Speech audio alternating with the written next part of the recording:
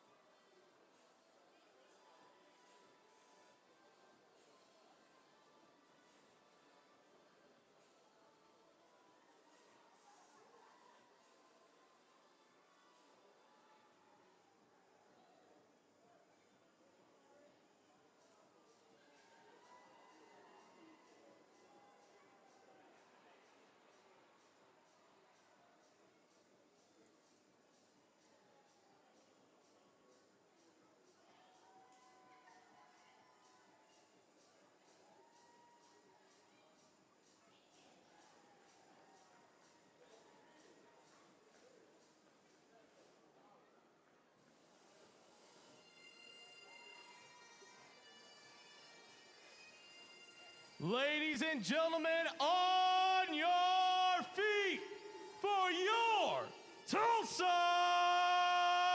Roughnecks. Starting lineup for your Tulsa Roughnecks: in goal, number 33, Mason Steinahar. At defense, number 12, Luca Lobo. At defense, number 4, your captain, Cyprian Hendrick. At defense, number 15, Marlon Roberts.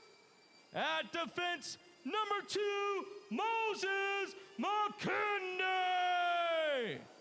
At midfield, number 8, Manny Gonzalez. At midfield, number 6, Jeff Adai. At midfield, number 11, Christian Altamirano. At midfield, number 21, Fabian Bastidas. At midfield, number 16, Rodrigo Di Costa. And at forward, number 99, Jono Silva. Your Roughnecks are coached by head coach Michael Insien, assisted by Donovan Ricketts, Nemanja Vukovic, and Dominic Poltron.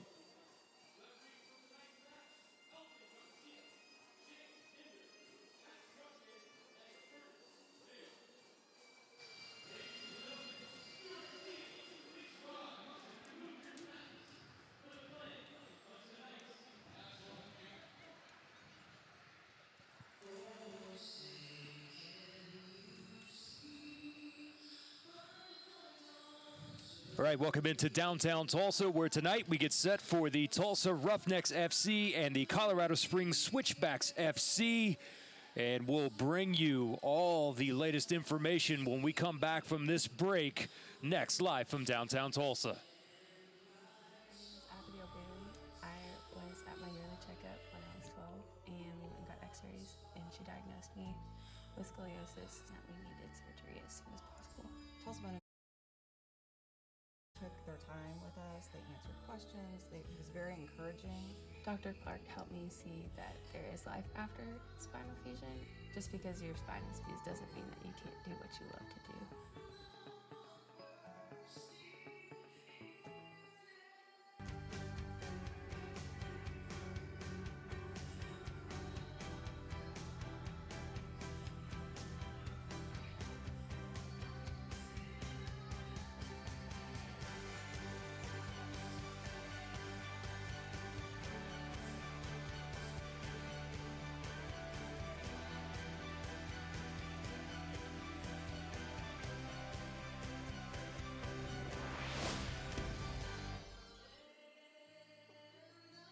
I'm Chad Smith with Becco Contractors. As an employer, we're always worried about new employees coming to the job and not being aware of their surroundings and just not knowing what they're really doing because it's a new job site. So the partnership with Tulsa Tech has really helped us take that worry out of the equation. We know that they're fully trained and ready to go by the time they show up on the job.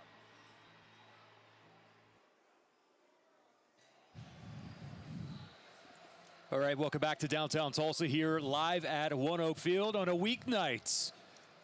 Coming to you live from high atop the press box here at One Oak Field. I am Jeremy Poplin, joined by Dave Saunders as we get set for this midweek match, the first of two matches this week for the Tulsa Roughnecks, who currently find themselves sitting in 6th there in the table out west, with the Colorado Springs Switchbacks FC currently in 14th as we go through the coin toss.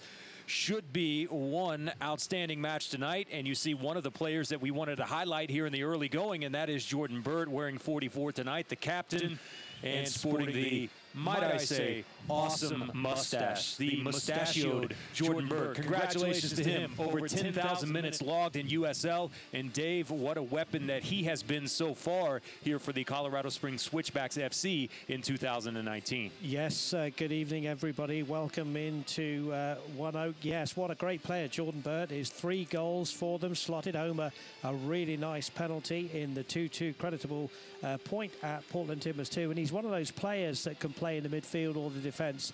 Just a really a great coach's dream to have in his side. Jordan Burt has been a thorn in the Tulsa Roughnecks side as well. They've had a good record against the Roughnecks. And as much as we can sit here and talk consistently about Rodrigo da Costa and Luca Lobo for the Roughnecks, there's Janu Silva wearing 99 tonight. Dave, where he's spotted there in the lineup, he plays that lone striker role for the Roughnecks. He got a goal last week. It's extremely important for this side moving forward for him to continue on with that pace. Absolutely, and you've alluded to the point I would like to make, is that when you play that lone striker role, you've got to hold the ball up, but you've also got to be inside the 6-yard box, and he did that against Fresno, got the headed goal there in a 3-1 defeat. But he's such an important player, and really someone that you need to get on the score sheet. If he doesn't get on the score sheet, then he's got to be holding that ball up to bring in these skillful midfield players. This will be the first matchup between both of these teams this season. 9th match all time between the two sides. Roughnecks trailing the series 3-5-0. Colorado Springs comes in at 2-3-2, 8 points, following a 2-2 draw against the Timbers. A much-needed point on the road from them, but the story so far from the Colorado Springs Switchbacks FC has been the dropping of points, whether that be at home or losing the lead as they did from the team that's at the top of the table in T2. And for the Roughnecks side, for their torrid start at the beginning of 2019 here in the championship, they have come back to earth as of late, Dave Saunders, and a lot of that is due to having to go on the road. The loss at Los Angeles against Los Dos, than the tough one on the road against Fresno in the 3-1 defeat. It is nice to see the Roughnecks back here at home, and they could take advantage of this home field here tonight at One Oak. You're absolutely right. Coach Henson will love the fact they're back at home. They've had an 11-day break. In those 2 defeats, they conceded 4, they conceded 3. So conceding 7 in two games is not the best, but he's stuck with his back 4. And maybe one change in there at left back because of an injury, but he'll be glad to be back on home soil. Michael Insian there and the rest of the Roughnecks staff as we get set for tonight's match. And some interesting notes moving forward here for the Roughnecks as we'll get into from throughout the game. Not that many changes as far as the lineup is concerned, but this team has, at least over the last 11 days, as you mentioned, has been a little bit bit by the injury bug. It seems that most of those players are back tonight and are available for them on the bench. And the Colorado Springs Switchbacks FC, their lineup tonight looks different, at least from the midfield and the forwards perspective. The back line has been somewhat of an issue for them here in 2019. We'll get into more of that as well. It's something that the Colorado Springs Switchbacks FC fans are not quite used to yet, seeing them have some trouble at the back, and that will be one of the major talking points moving forward throughout the evening. It is a wonderful day as we head into the evening here in Tulsa. We had rain here locally within the last 24 hours. The pitch is in good condition, and we are set to bring you tonight's match. And a goal kick here in the early going. That's Clint Irwin, who comes down on loan from the Colorado Rapids. More on his story as he was traded from Toronto back in December, back originally to Colorado and the Rapids. And we'll see what type of an impact he has here early. But settle in. Coming to you live from Tulsa, Oklahoma here this evening. Again, I am Jeremy Poplin, joined by Dave Saunders. Our referee tonight is Elton Garcia. Shane Kennard, along with Matt Trotter, are the assistants. And the 4th official tonight is Curtis Mayo. 3 games on the slate at the championship level on this Wednesday. Interesting lineups. The Roughnecks going with a 4-2-3-1. And the Switchbacks FC are going for their 4-4-2. So interesting contrasting formations. And we'll bring you the starting 11 from both sides coming up here at our very first opportunity. It's an early foul as Altamirano hits the pitch. He is up and okay.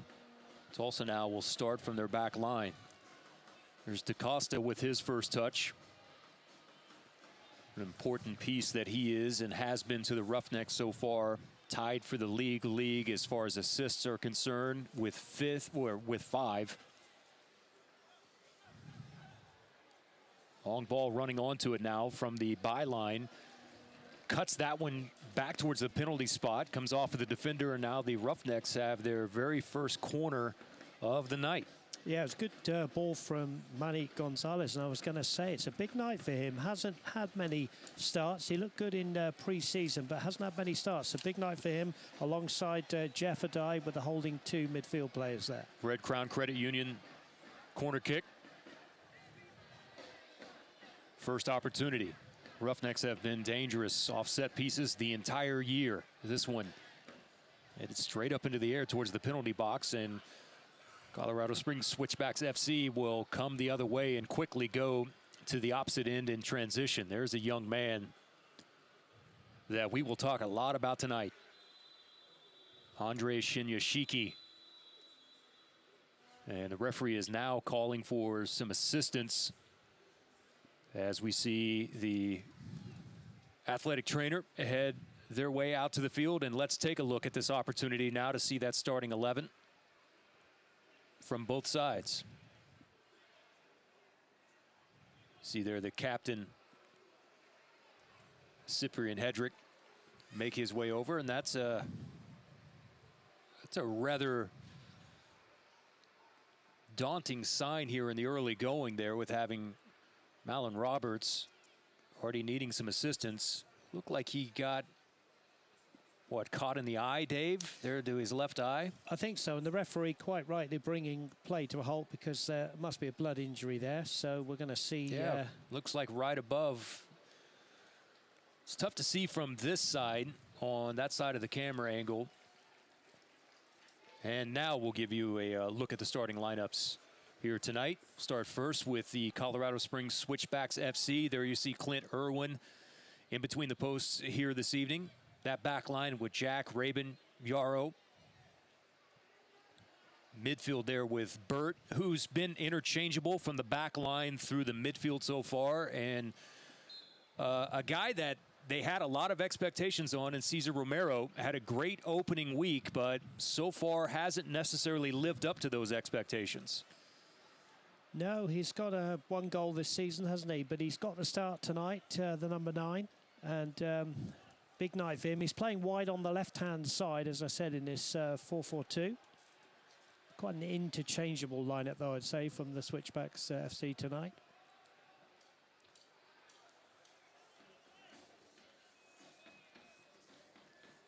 Roughnecks temporarily playing with 10 men at the moment as Roberts is getting that injury seen to. Right there on the brow line, and if you're watching on ESPN Plus, chances are you've watched some UFC as well. That is a very difficult area there, right on the eyebrow line, to seal that cut up. Injury report brought to you by Tulsa Bone and Joint, the official orthopedic sponsor of your Tulsa Roughnecks.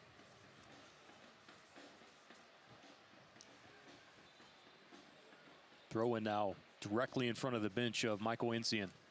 It's a big night for both of these clubs, Pop, isn't it? You know, they've both had sort of stuttering starts, shall we say, to the season. The Roughnecks got off to a flyer, but they've lost those last 2 games on the road. As we said, they'll be glad to be at home. And then, you know, a great point on the road for the visitors today, a 2-2 draw with Timbers 2, which is a great result. Yeah, and they came away feeling that maybe they even let 2 points get away. There's an opportunity there from DaCosta, not on frame, as we will have another goal kick coming up. And one of the problems for Colorado Springs Switchbacks FC has been finishing.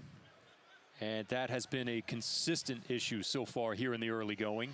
Something that they hope that maybe changing some things with those 3 up front can come away with at least a point here on the road at Tulsa. And there's one of those opportunities, running onto it on a dead full run. Andre has the opportunity, and Steidehar comes up big.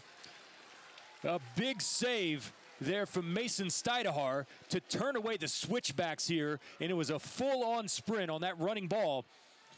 Shinya Shiki, boy, you got a good look on a nice flick there on the speed that he has, and he ran right through the center of that Tulsa defense. Yeah, that's a great save from Tulsa's goalkeeper, isn't it? Because, you know, that as the ball's in the box again, and the Roughnecks get it clear. But Shinji Shiki, you said he got the other side of Malin Roberts. I just wonder whether Malin Roberts wasn't quite focused after that injury to his head. And Colorado Springs Switchbacks FC continuing on here, all whipped in towards the penalty spot, headed away by Roberts, finally cleared out up towards the halfway line. Silva will try to run onto it.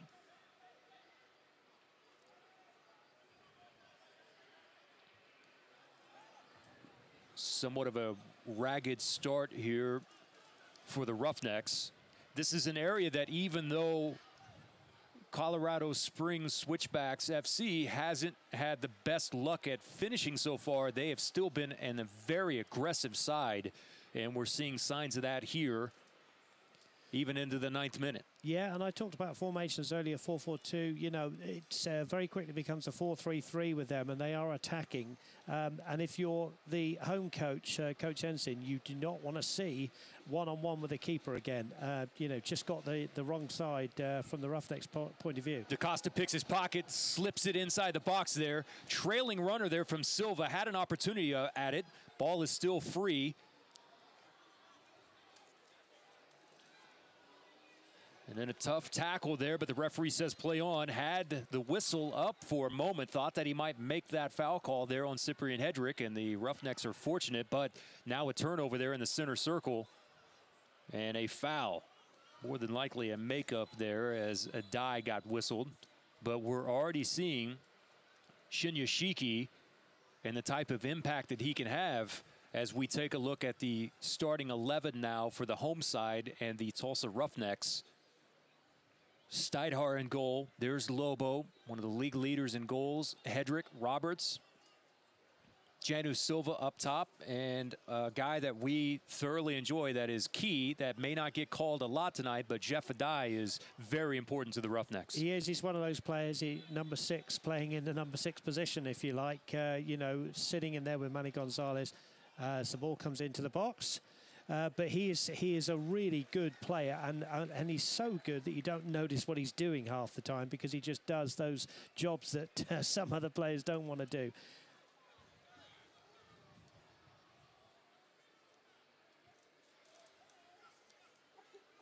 Roughnecks trying to settle in a bit now, having a tad bit of trouble now maintaining any type of possession. Romero into the box, tries to set himself up with his right leg, takes an immediate dive, no call whatsoever, and rightfully so. And off of the deflection there, an attempt from Jome, but Steidhar has it and quickly on the outlet pass. Yeah, Steidhar has had a good couple of touches of the ball, won a great save with his feet there with the one-on-one, but that was deflected, and he would have been pleased to have just got his hands around the football and settle into this game. There's a die you see there. Steve Tritchu, head coach for the Switchbacks. This seems like one of those games for the Switchbacks where they're looking for that impact victory. They're looking for any type of positivity moving into the month of May, because if they come away from this match day without a win, they're going to go over for the month of April. Yeah, you don't want to go a whole month, do you, without a win? Nice played ball, settled there inside the box. Bastidas cuts back towards the byline, trying to work there against Jome. Played it off of Jome and will earn a throw-in. Looked like that ball from up here might have went over the byline, but they will keep it with a throw-in.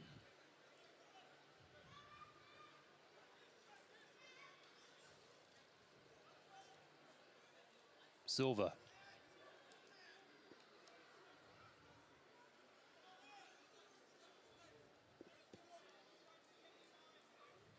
Luca Lobo, who has had such an impressive start so far. Silva. Well, he's joint top goal scorer in the league, isn't he? Yes. In the championship with 7. And Steve Tritsu is absolutely right in the program notes when he said, you know, we've got to watch Tulsa from the free kicks and the corners, because that's where Lobo's been very, very dangerous. We've talked about his knack of just being in that right place at the right time. Foul on Roberts. Roberts seemingly has his hands full with the 5th overall pick in the MLS Super Draft. Tell you more about Shinyashiki. Played his college ball at Denver, the Brazilian. Listen to these numbers, Dave. 28 goals in 21 games last year for Denver. 5 hat tricks. From their 51 goals in 83 appearances. Played some prep school ball there in Florida. PDL with the Rapids. They were very familiar with him in making that draft. Actually made a trade with Chicago.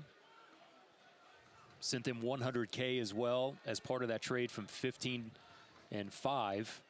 And he is just one of those goal scorers. Romero, direct blast at Steidhar, has it easily.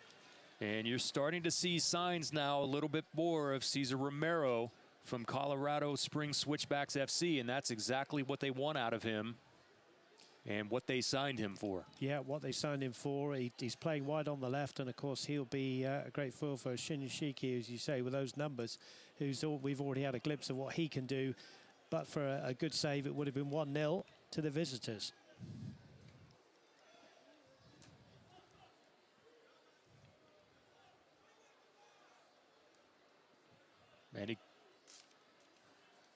Manny Gonzalez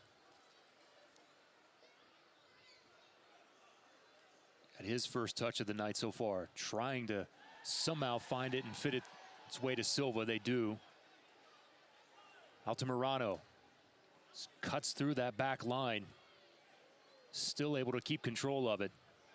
Christian with a fancy move there. Oh, tried to meg the defender, and Yarrow earns a corner, and that was a one-man show there from Altamirano. It was, but just before then, some of the Roughnecks players around the referee saying that they thought there was a handball there. But if it had been given, it was against Rayburn. If it had been given, it would have been very harsh on him, I think. But then great skill from Altamirano. Ball into the box again. Settled there. Has enough time to set it up, and that is just wide of the post there for DaCosta. Well, it was a ball that was played in from the corner. They played it to Manny Gonzalez, and Gonzalez just slipped it in over the back line. He did, and I think some of the defenders thought that he was offside there, and he had loads of time, and the bench for the Roughnecks couldn't believe that DaCosta had missed the target there. That is the best chance for the Roughnecks in this game. You're not going to get many better opportunities than that to have enough time to settle that ball, Dave, tee it up on your best foot, and just sends it wide.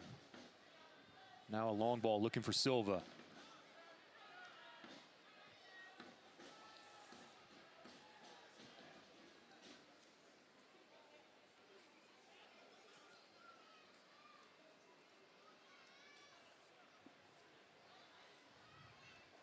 th minute now, both teams settling in. Roughnecks, a little bit of a ragged start, but have come to life here over the last couple of moments. Here's Jordan Burt, who we highlighted at the beginning of this game. So important to Colorado Springs Switchbacks FC, Stuydehaar. Yeah, Jordan Burt playing in the centre of the midfield tonight. As fans across the USL will know, he can play at the back as well, and he's a very versatile player. Coach's dream to have in the team, and he's made several appearances against Tulsa Roughnecks over the seasons that we've seen him playing. Well, he's spent his career there in Colorado Springs, part of that inaugural team. Anytime you log 10,000 minutes with one team in USL, you always tip your cap. Well, it's good to see that loyalty, isn't it? You know, players do move around a lot more in the modern game. It's good to see that.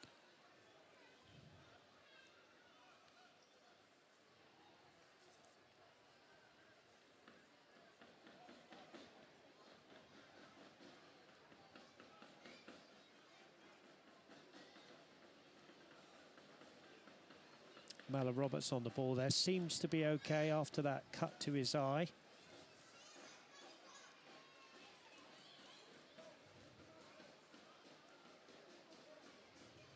One of the issues over the last couple of games for Roughnecks FC has been getting stretched at times. We saw that quite frequently against Los Dos. So far here tonight, Dave, we'll get some of your thoughts on that, as Bastidas and Silva had a little miscommunication there. There's Romero, had his pocket picked. Silva now with Bastidas working the triangle there of the Roughnecks, as they will now go across the back four with the captain, Cyprian Hedrick.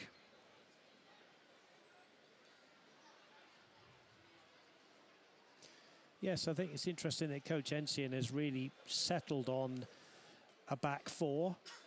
Maybe one change tonight, Moses McKinley. Big night for him, by the way, coming in at left back because Legendre is on the bench tonight. But, you know, he's gone with Malin Robertson, the experienced Cyprian Hedrick, and yet, you know, goals have been conceded. But you mustn't always just blame the goalkeeper in the back four. You know, it does come through the midfield sometimes as well. And as you say, on the road, the Roughnecks have been opened up several times. They're a little bit too easy, but I'm sure they've worked on that. And at home, it's a slightly different proposition because you've got the away side coming at you, but you at home hope to dominate possession. But we'll see how the season develops for the Roughnecks and the goals conceded. Be sure to tune in on Wednesday, April 30th for the ESPN USL Championship Game of the Week on ESPN3, featuring the new expansion side Memphis. 901 FC visiting the two-time defending USL Cup champions Louisville City FC. It's the week's best match on the Game of the Week, April 30th on ESPN3.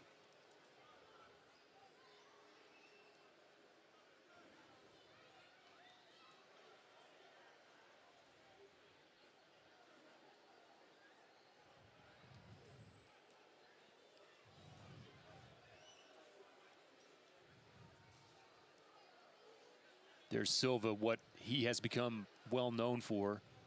They're settling there, being able to play the ball back. Bastidas now on a full run, looking at Jome. Romero with the help back. Takes that one away. Burt. Overlapping run from the outside from Yarrow. They'll push it towards the corner flag, and the assistance flag is up. Shinyashiki caught in the offside position. Yeah, and he's had a few words with the assistant referee there. Referee just telling him to cut the descent out and let the assistant do his job. Seemed to go early there. The Roughnecks back forward stepped up.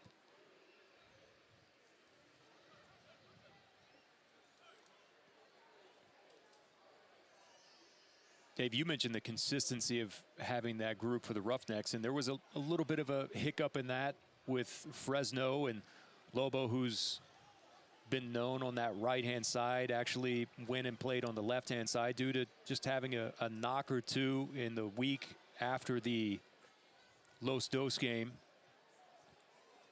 But that has been an issue for Colorado Springs Switchbacks FC, is the lack of consistency from the back line. And they are looking for that. You know, it feels like now that they've kind of settled into that solid group of four with Jome, Yarrow, Rabin, and Jack. But the consistency has been an issue because they've moved a lot of people around, whether it's been Burt or a few others. But Rabin and Yarrow are new, and you know, to have them settled where they are in the middle of that defense, it takes a little while as far as communication and just getting the feel for each other, and that's been one of the key issues. Exactly, and there's a great header from Jamel Jack, one of the people we're talking about, and it's the same, you know, for both sides. You know, you've got central centre-back pairings, and they've got to understand each other. And if you think of, you know, football down the years in any country, that's a ball into the box, just too long. You know, I've said it many times, Pop, all good teams are built on a solid, you know, goalkeeper and good defence. Obviously, you build from that. And the first thing you want to do is to stop conceding soft goals. Obviously, your supporters want you to be very exciting going forward as well. But all good teams are built on a solid defence. And, you know, that's what both of these coaches on tonight are looking for. It's Clint Irwin traded from Toronto back during the draft.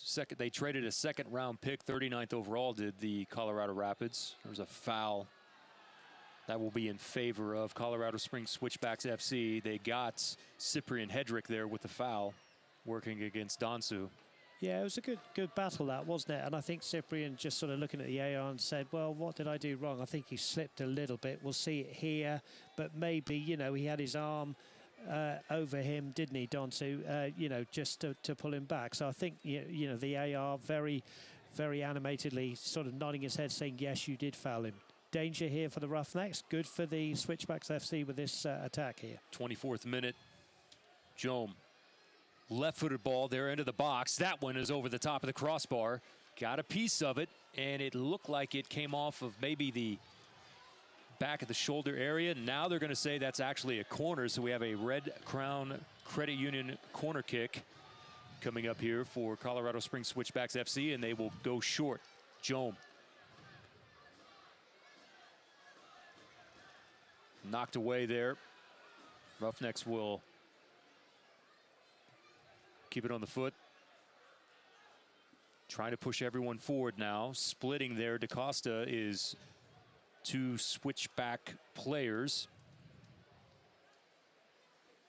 And Argueta came away.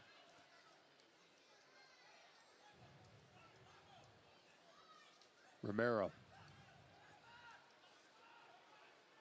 Shinyashiki switches to the opposite side.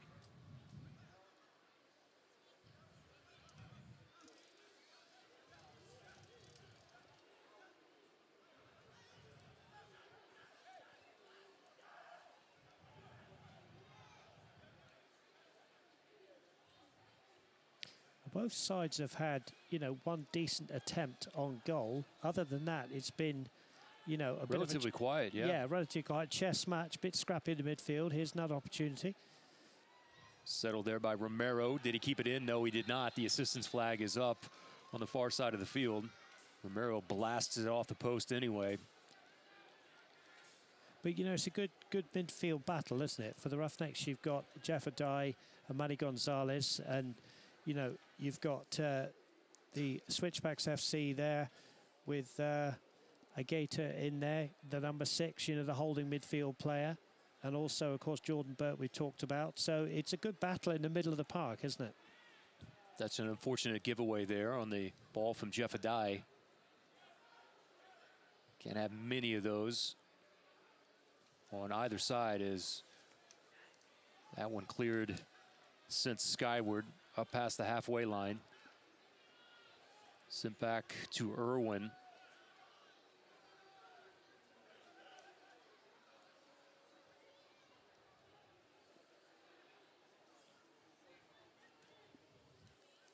Irwin getting some valuable minutes down from Colorado. Was hoping we'd have the opportunity tonight to see Abraham Rodriguez, the 16-year-old goalkeeper who's had several starts now for Colorado Springs Switchbacks FC. Yeah, he's on the bench, isn't he? The 16-year-old, along with the 18-year-old as well, isn't it? Yeah, Hundley. It's great to see when, you're trusted at that age to be particularly a goalkeeper. That's amazing.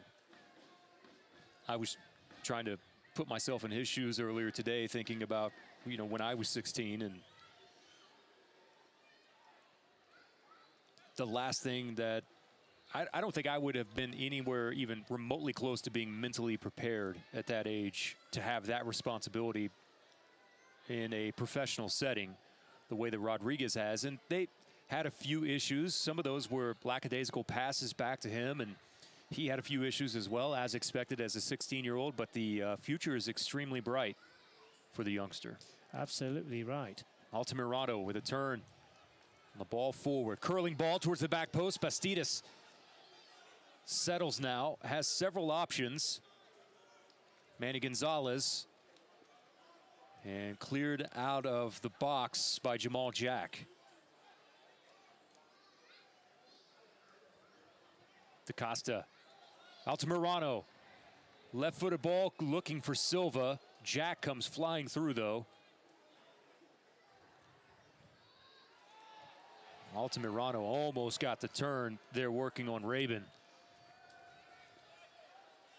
Just wondering whether Altamirano, if he had that one back, may have had a bit of a shot across goal, but decided to chip it in. But unfortunately, from the Roughnecks' point of view, there was a Switchbacks FC defender onto it.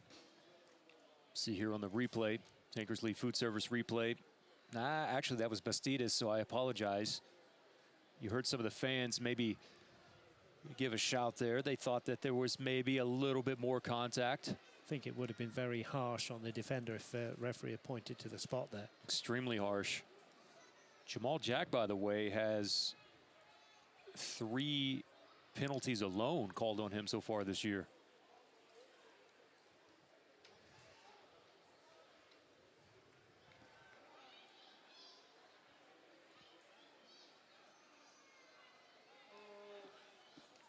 Well done there from Silva, earning his paycheck. Lobo. Ball took a hop inside the box. A bit of a reckless challenge there from DaCosta. Ends up costing him a foul here in the 29th minute.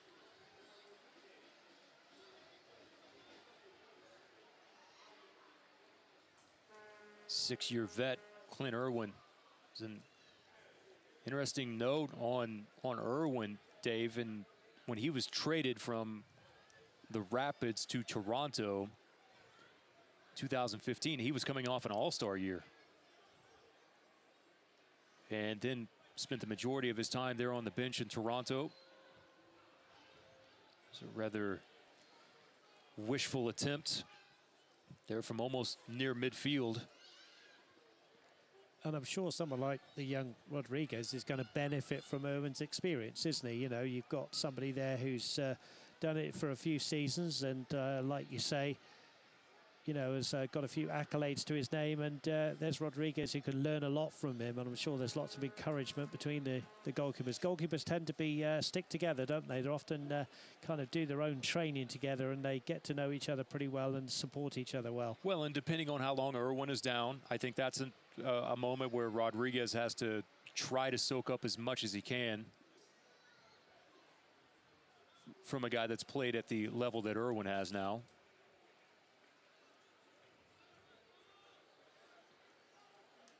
Roughnecks are starting to show a little bit more sign down this right-hand side. Here's Bastidas. Curling ball over the top of Altamirano. Out the opposite side goes Yarrow. The Roughnecks have had joy down both flanks, haven't they, with Altamirano on the left.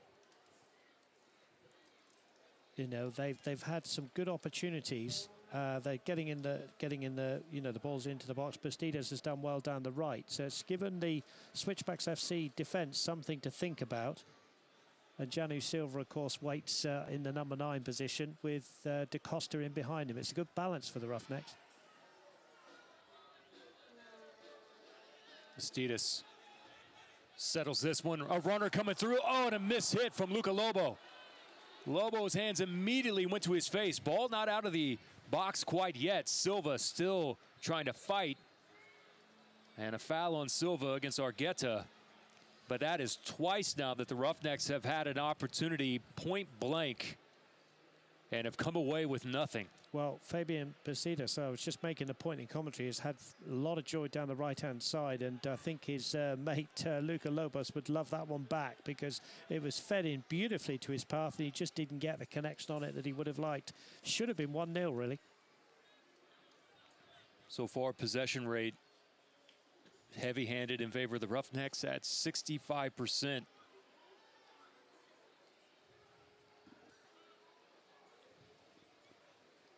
Three shots for Colorado Springs Switchbacks FC, just 2 for the Roughnecks. None of those on frame yet for Tulsa as they look to continue. And Jack is now down in the box. We'll have to check and find out exactly what went on there, but it was a ball that was cut back towards the PK spot. Trying to read lips there. That is difficult to see from Jamal Jack, but he went down in a heap and he was reaching out for that ball, Dave. So yeah, this could be a nightmare scenario. He's a good, honest defender, and I don't think he's one to roll around when he's not really hurt. So I think he's in a bit of trouble here, but hopefully he'll be up on his feet before long and the game can continue. 32 coming up, 33 minutes gone. It's an intriguing game, Pop, 0-0, but I think both sides, will be reasonably happy with the way the game is panning out. One good opportunity for each side. But I think the Roughnecks will say, from their point of view, attacking-wise, I'll make the point again. Here's the injury. Well, he just slips there. Yeah, that's nobody else around him. I hope he's okay. I think it might be his wrist, Bob. I think he slipped on the turf. I think you might be right. Let's see if when he slips here. Okay, I think it's how he landed on his wrist when he went to plant there with his wrist. He's raising his hand like he's okay, but he's holding that right wrist kind of out just a little bit. So we'll hope that Jack is okay and able to continue. He's in his second season now with Switchbacks FC. Was a big part of that defense in 2018. As a matter of fact, led the team in clearances, blocks, duels won, aerial duels.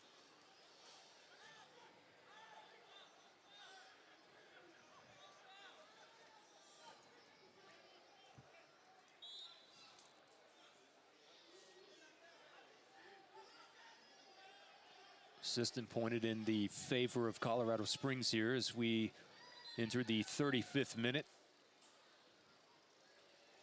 I want to thank everyone for tuning in on ESPN Plus.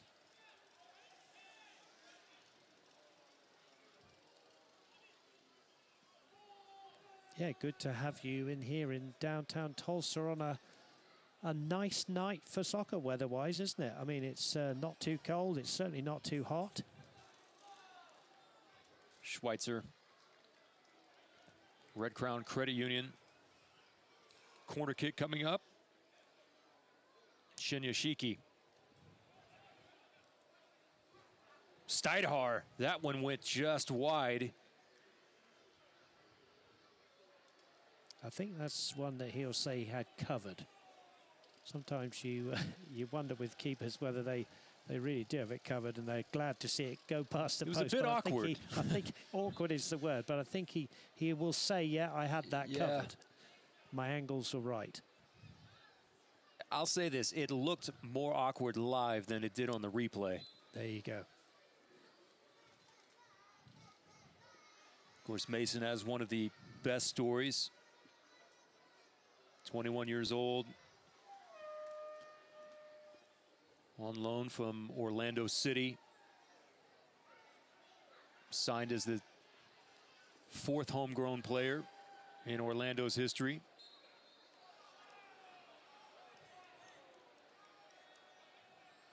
Elton Garcia was quick to step in between Mr. Argueta and Bastidas there. Yeah, Bastidas does not need a yellow card. Of course, he's got 4 yellow cards. He would miss a game if he gets a yellow card tonight. Got to be careful.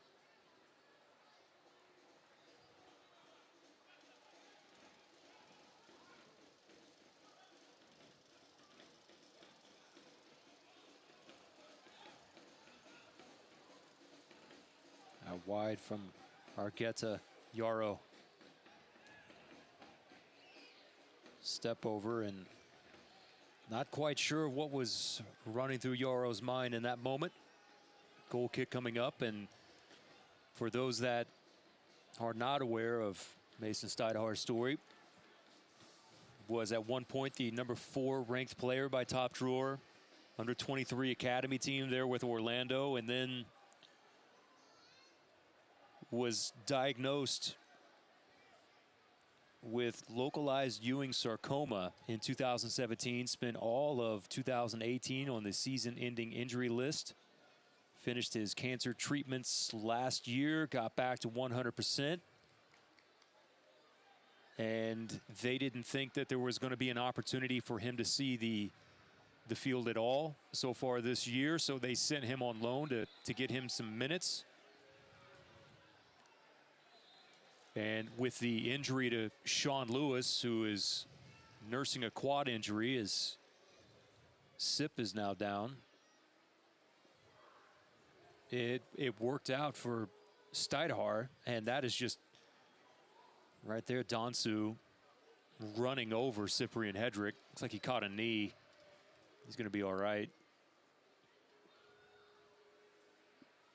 But, yeah, what a story, Dave, for him to overcome that at a young age and, to see a time in his career where he's supposed to be blossoming and then to have to take time off for not only treatment, but then work your tail off back on the pitch besides the fight that you're having as well with your medical issues. And tip of the cap to Mason Stidehar and all the hard work that he's had to do and still the road ahead to get to the point where he wants to be. Yeah, echo all those words. Amazing character, amazing that you have all that hard work, as you say, you know, doubling up your hard work. Amazing, and he's done so well for the Roughnecks so far, and long may it continue. All the best to him. Have been impressed with Silva tonight. We highlighted him in the early portion of the broadcast, and he has absolutely been a factor tonight for the Roughnecks as that one skies over the byline for a goal kick coming up. But Silva has been active so far. He certainly has, and in a modern game, with often teams playing just one up front, you know, it used to be in the olden days your striker, you know, you wanted to get 20, 30 goals a season. In a modern game, now it's holding the ball up and it's bringing the midfielders in, and the goals are kind of shared around a little bit more. And he's doing a great job holding it up for the home side tonight. Well, and it's balls like that as well that he sends. Perfect touch on that. It was a great job there by the combination of the defenders there to block DaCosta away.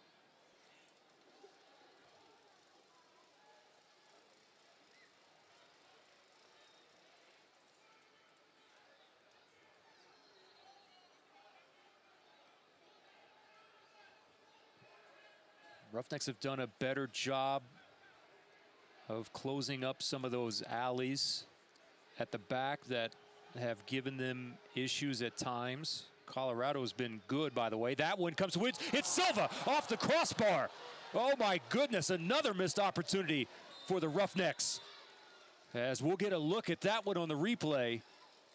Well, the athletic ability there from Janu Silva to even have an attempt on goal, and watch this on the service that comes in. Well, misplayed there by the defender, and watch Silva. Yeah, great ball in behind the defenders. And Janu Silva, there, acrobatic there. There he is in your shot. He's annoyed he's hit the bar. But it was a great great chance. And someone we've been talking about tonight. And he's got a great future ahead of him. And the Roughnecks are pleased they've got him this season. Was that Rabin with the miss hit? And that's exactly what has led to some of the frustration from some of the Colorado Springs Switchbacks FC fans with their back line. Yeah, and you could echo that, couldn't you, with the Roughnecks fans as well, that some of the, you know, defending from both sides hasn't been up to, you know, by their own standards, up to the best. But I was going to make the point that, you know, the Switchbacks FC have done very well, actually, against Fabian Bastidas on the right and Alto Moreno on the left, because they've been able to sort of... It's sort of been a tide of attacks down the wings for the Roughnecks. That's certainly their game plan tonight. But well done to the back four, because they've held firm, the visitors here, and that's why we're still at 0-0. But certainly from the Roughnecks' point of view, they'll be pleased with Alto Moreno and Bastidas and their contribution tonight. Silva was inches away from adding goal number 3 on the season. See here exactly. It's just a flailing arm, no malicious intent, and Alto Moreno's okay. There he is, number 11, talking to Coach Ensian. I think he'll be okay. I think he'll be all right. Alto Moreno from Honduras. 6 caps for the Honduras national team.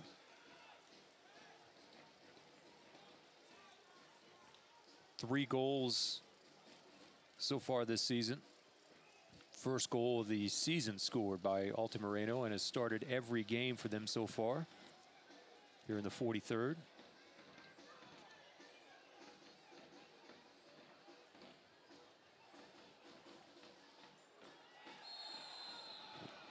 Tough foul on Bastidas. Tansu, the guilty party, gives me a chance. As we mentioned ESPN Plus earlier, you can follow the Roughnecks and Switchbacks FC and the rest of the USL Championship all season long on ESPN Plus. Home to USL, MLS, UFC, and more. Join the over 2 million sports fans who have already discovered ESPN Plus and watch the championship live every week. Sign up today at espnplus.com, and there, my friend, is a look at the foul. Yeah, Donsu will say he played the ball, but again, you know, thanks to Taxi Foods for the instant replay there, that, you know, it was a foul. And the referee just having to sort of quell a few conversations between the players, you know, as it's got a little bit scrappy, a few fouls. Roughnecks have an opportunity here later on in this first half to break the deadlock, but... this is where they've been great. Yeah. This is exactly what Coach Tritschu talked about, and this is a dangerous spot here late in the first. And Mr. Loco Lobos is waiting there right on the 6-yard line. Altamirano curling.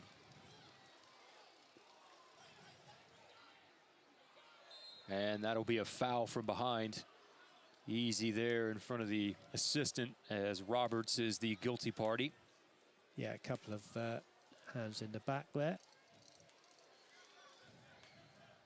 Here's Donsu from Ghana, played in Ghana's Premier League, scored 22 goals in 39 appearances the last 2 seasons.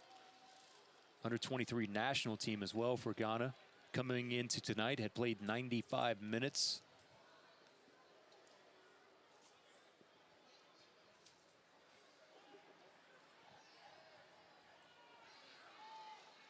Roughnecks trying to find a way to break through as we get close to the end of the first half. Not exactly sure how much time will be added.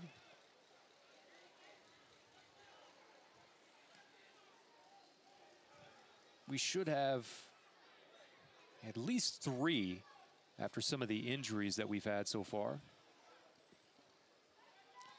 I think you're probably right, because there's been a few players down, hasn't there? Cyprian Hedrick, Mala Roberts have had injuries. It might be this earpiece in my ear as well, Dave.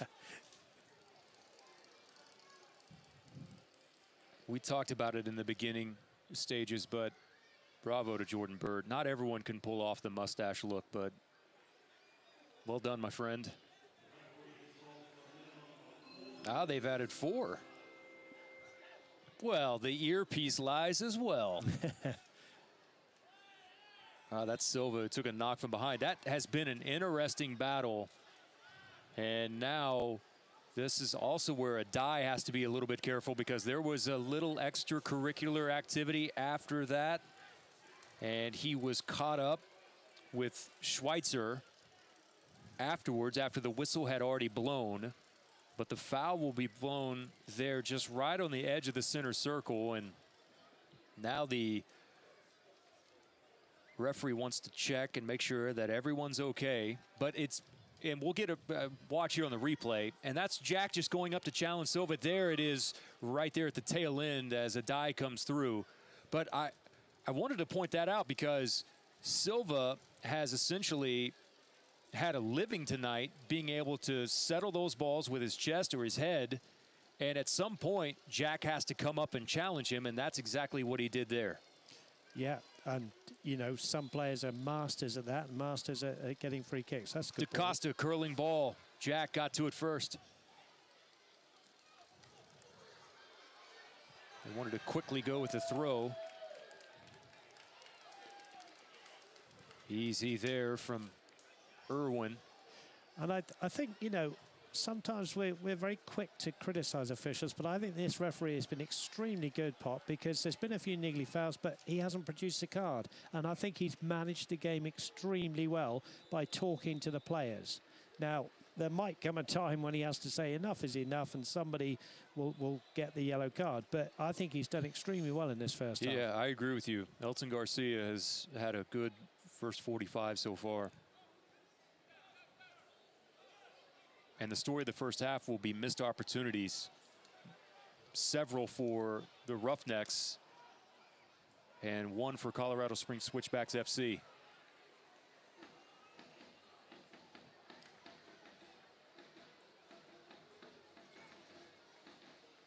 Tulsa has also adjusted a bit from what we've seen, Dave, and Shinya Shiki, I think, caught them off guard with the pace early on, and he has not been that much of a threat after the first 10 or 15 minutes. No, I think two things to say with that. Well done on the Roughnecks defense, but let's not count somebody of the quality of Shin Yoshiki out. We know goal scorers, you know, they need 2 opportunities in a game. They might miss one, but they might score with the other one. So, you know, he's got a bright future. He's got a bright second half to come, I'm sure. Waning moments in the 4 that were added. Tulsa with maybe one last opportunity here. They'll have to make quick work of it.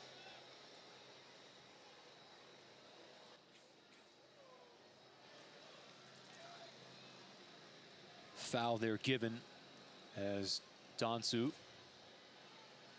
hit from behind. That was, they wanted a quick start, and the referee says, nope, we've got to push it back about 10 more yards. Argueta.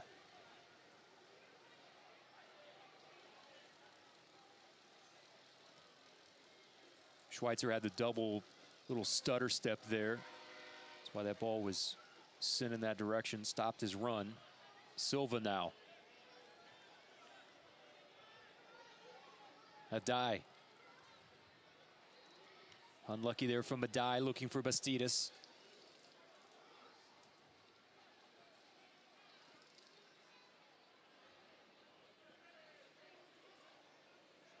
The stats between these two teams, obviously the success rate around tackles is about even, but the offensive stats are in heavy favor of the home side here with Tulsa, and as they are as we head into halftime. But the most important stat of all is we are scoreless here with both of these teams heading in here at halftime. As you see, Michael Insian and several of the Roughnecks players making their way into the locker room, where they will chat about the first half. After a few nervous moments here in the early going, they truly settled in. See Roberts there with that bandage around his head after having the cut on his left eyebrow. And I'm sure that Coach Tritchu will have a few choice words for his side as well heading into the halftime locker room. We are scoreless here in downtown Tulsa at One Oak Field on this Wednesday evening inside the championship. See there the beautiful sky here behind One Oak Field. I'm Jeremy Poplin, Dave Saunders alongside as well, and we'll take this time out, and we'll come back. We'll have the halftime presentation for you next.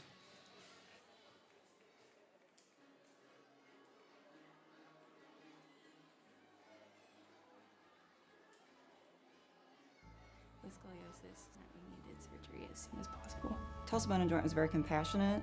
They took their time with us. They answered questions. He was very encouraging. Dr. Clark helped me see that there is life after spinal fusion. Just because your spine is fused doesn't mean that you can't do what you love to do.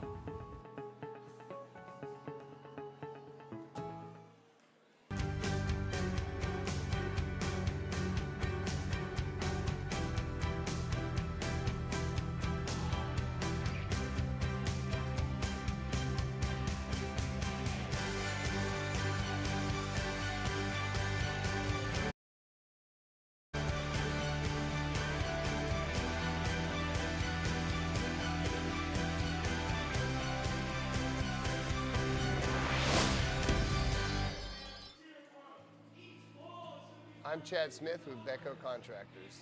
As an employer, we're always worried about new employees coming to the job and not being aware of their surroundings and just not knowing what they're really doing because it's a new job site. So the partnership with Tulsa Tech has really helped us take that worry out of the equation. We know that they're fully trained and ready to go by the time they show up on the job.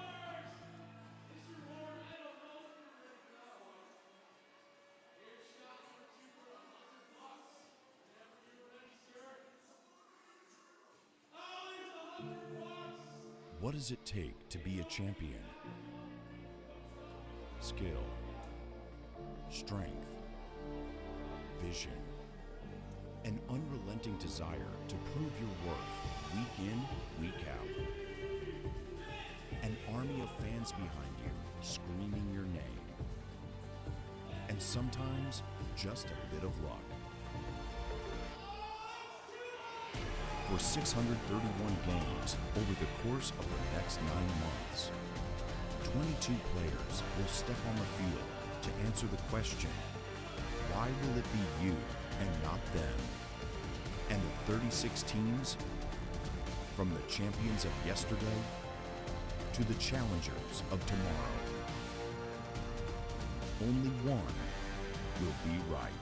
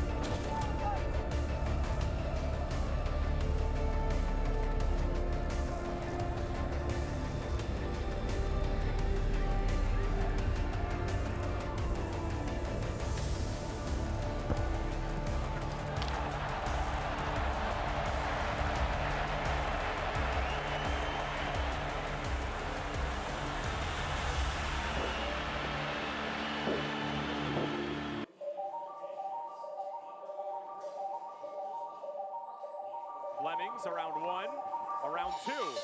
Still Junior Flemings, he's gonna have a go! Excellent from Junior Flemings! Here's Spees looking for the curler, and what a save from Curtis Anderson! Guadarrama wants it himself! What a goal from Guadarrama! The cross deflected, what a stop by Brown in the top corner. Another chance here for New Mexico, and they've got the equalizer. Donald will strike it with his right foot. Whistle blows. Steps. Strikes. And saved by Rodriguez. Here's Woodbine. Into the box. Van Schaik there. Van Schaik!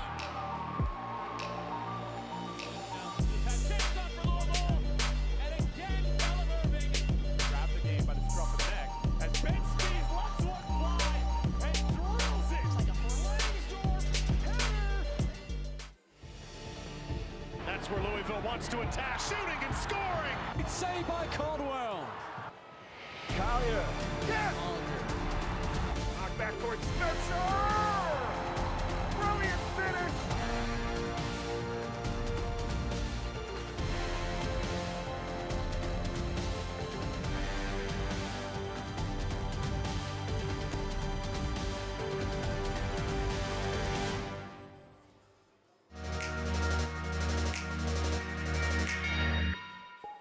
The flick.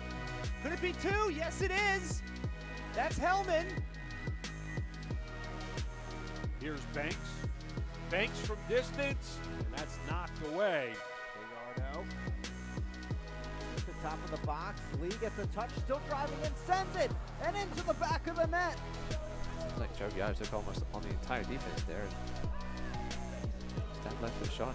Jim headed away by Lockby. Second chance coming, diving, stopped by Fitzgerald.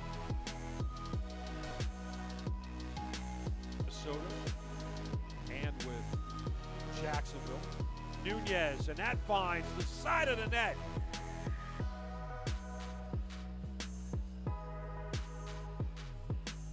Most of these, he takes this one.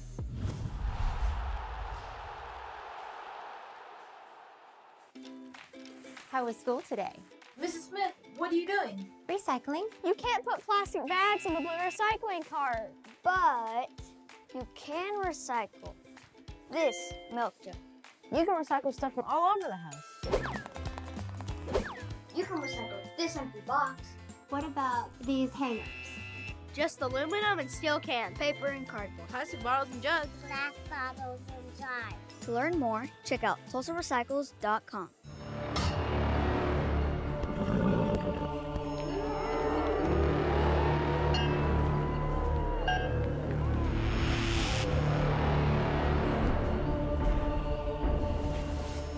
Go, Mike. Go. Go!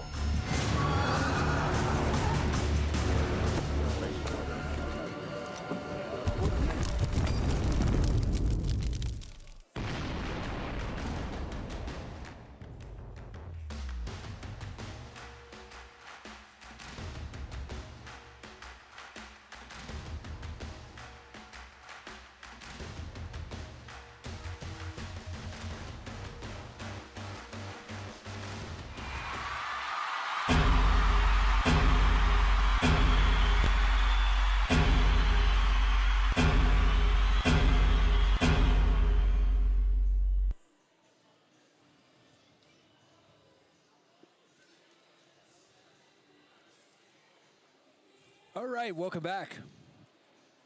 Live in downtown Tulsa, you see the field there, the pitch level, and the skyline there in the background. And Dave, it's been a while since we've been back at One Oak Field.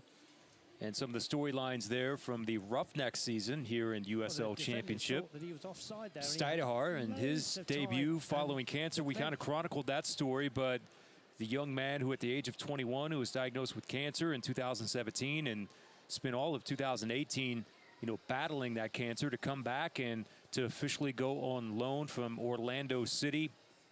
That is quite the accomplishment, and we are, quite frankly, privileged to have him here in Tulsa and in the starting 11 in between the posts here tonight again for the Roughnecks. And now we get set also for the Black Gold Derby coming up, the first edition this weekend, and the excitement that is surrounding that game. As it is every single time, you can almost feel it. And I know there's still a long way to go here, but man, it's a lot of fun to think that our first edition of Black Gold Derby is coming up on Saturday. It certainly is, and if you're new to the team, I mean, the Roughnecks have got a completely new squad, but very quickly the fans get around those players and say, hey, these are the fixtures that we really want to win, and that's the one that's coming up on Saturday. Of course, don't get me wrong, they want 3 points tonight against the Switchbacks FC, but when you get a Black Gold Derby in Oklahoma, that's what you want to play in, and they'll be looking forward to that one here at One Oak on Saturday. And of course, Luca Lobo, leading goal scorer, tied there with Santi Moore from New Mexico with 7, and Rodrigo da Costa with 5 assists, tied with Eric Williamson from Portland. And just the impact that they've had here at the beginning of the season has been phenomenal. And I want to go back real quick to the Derby, because Oklahoma City Energy FC won its first game in more than a month and broke a 4-game undefeated streak with that 1-0 win against Orange County on Saturday there at Taft. And to see them break through, it almost makes too much sense on the verge of coming here to Tulsa for the very first time that OKC breaks through. Right, they've had a difficult start to the season, haven't they? And they will be relishing, this game here at One Oak against their bitterest rivals in the USL, which of course is the Tulsa Roughnecks. So well done to them on the 1-0 win, and we'll see what happens on Saturday. Going back to Luca Lobo, we've often said, Pop, there aren't many teams that can boast their right back, as their top goal scorer. And I think Coach Tritsu said, that he had to be very aware of the likes of Lobo coming up for these assists from the free kicks. And they've done a pretty good job, actually, the Switchbacks FC, of not giving away free kicks in and around the box where they can get the ball in. But he's a dangerous customer, and we've seen some good finishes in those 7 goals from him. Congratulations as well to Dane Kelly, who was named the Player of the Week from Indy 11 for Week 7 of the 2019 season as well. Opened up his account for Indy with 3 goals and 1 assist across a pair of road victories against Swope Park and Bethlehem Steel. And speaking of that, there is the Eastern standings in the championship table with St. Louis leading the way They do have a game in hand over Red Bulls 2. 14 points there for St. Louis. Several members, including Paris G and Joaquin Rivas, former members of the Roughnecks that are now in St. Louis. Indy 11 there with 12 points, tied with Tampa Bay, North Carolina, Charleston, Nashville, and Atlanta, with Bethlehem and Louisville City FC right there with 10 as well. So look at that, a four-way tie there, at least as far as points are concerned. And the goal differential, you can see in the negative side there for Bethlehem Steel and Louisville City FC. And we thought it was just a matter of time before Louisville City would make their way. Let's take a look at the West with Tulsa and also Colorado Springs Switchbacks FC and where they are. And that start from Portland. You know, 2 draws now, one of those two, this Switchbacks FC team that we see here, but 14 points to lead the way. And there are some interesting faces there. Reno's was expected, but to have Portland at 1, New Mexico at 2, Dave, followed by Tulsa at 6. And lo and behold, there's OKC Energy as well that have worked their way inside the top 8. Yeah, it's all set up well for the Roughnecks OKC match on Saturday, 6th and 7th there. Portland Timbers too, well done to them. They've had a pretty good start to the season. And don't count out Fresno down there, who've beaten the Roughnecks and are still unbeaten with that 2 wins and 3 draws this season. There's the team of the week. We'll start at the back with Restrepo, back-to-back shutouts, as Austin Bold handed Phoenix its first loss of the season and then played to a draw with El Paso. Keem Ward also on that list. LaCroix from Reno, 1868. Flemings from Phoenix Rising FC, 2 goals and 1 assist in a 4-0 victory over the Tacoma Defiance. Foster Langsdorff with his 2 goals.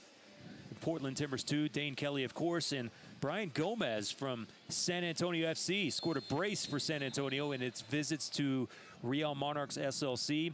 And 6 recoveries and completed 14 of 19 passes as we are officially back underway here at One Oak Field. Yeah, some familiar names there in that team of the week that we've seen up and down the country. And we're underway here. And it's, you know, it was a good first half. Let's hope it continues and there are chances on goal for either side to make an entertaining game. Wanted to make sure that we mentioned as well that in the early portion of the season, we talked about the Roughnecks and their affiliation with TSC and the partnership that they established, which was one of the main pieces that they wanted to try to establish here in Tulsa, is that youth program. They also announced this week in a partnership with Metro Tulsa Soccer Club and also with Broken Arrow Soccer Club. Yeah, we know that Tulsa is a very big city for soccer and very big in its youth soccer as well. So good affiliations there is all going to help with the youngsters getting their opportunities.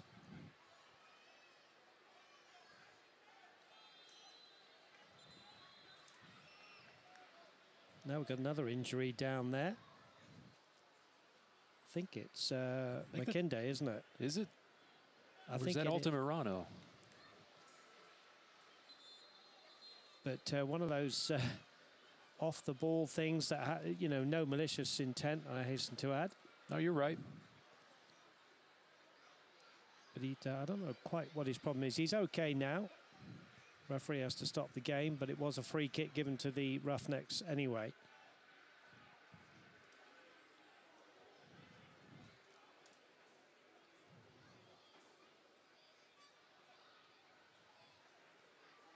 And this is familiar territory for the Roughnecks here because they've got a chance to get that ball in, and this is what we were talking about with Luca Lobo. They're going to have to really mark him tightly here at the Switchbacks FC because this will be a delivery into the box we're going to see right now. Here's the League One team of the week, by the way, and week number 4 already. Gianni Silva's got to be careful here. He committed a foul. He should kick the ball away. Again, the referee, sensible refereeing, but on another night with another referee, that could easily have been a yellow card.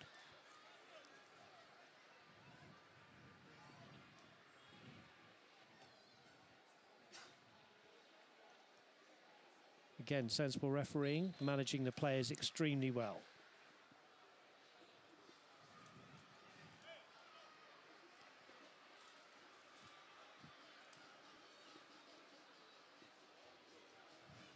Irwin now. Sends this one towards the far touchline. That one is a bit too high and results in a throw-in now for the Roughnecks.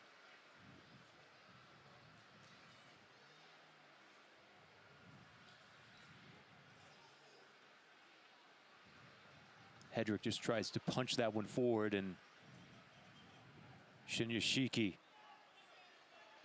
1v1 versus Robertson. Roberts gets the better of the rookie this time around.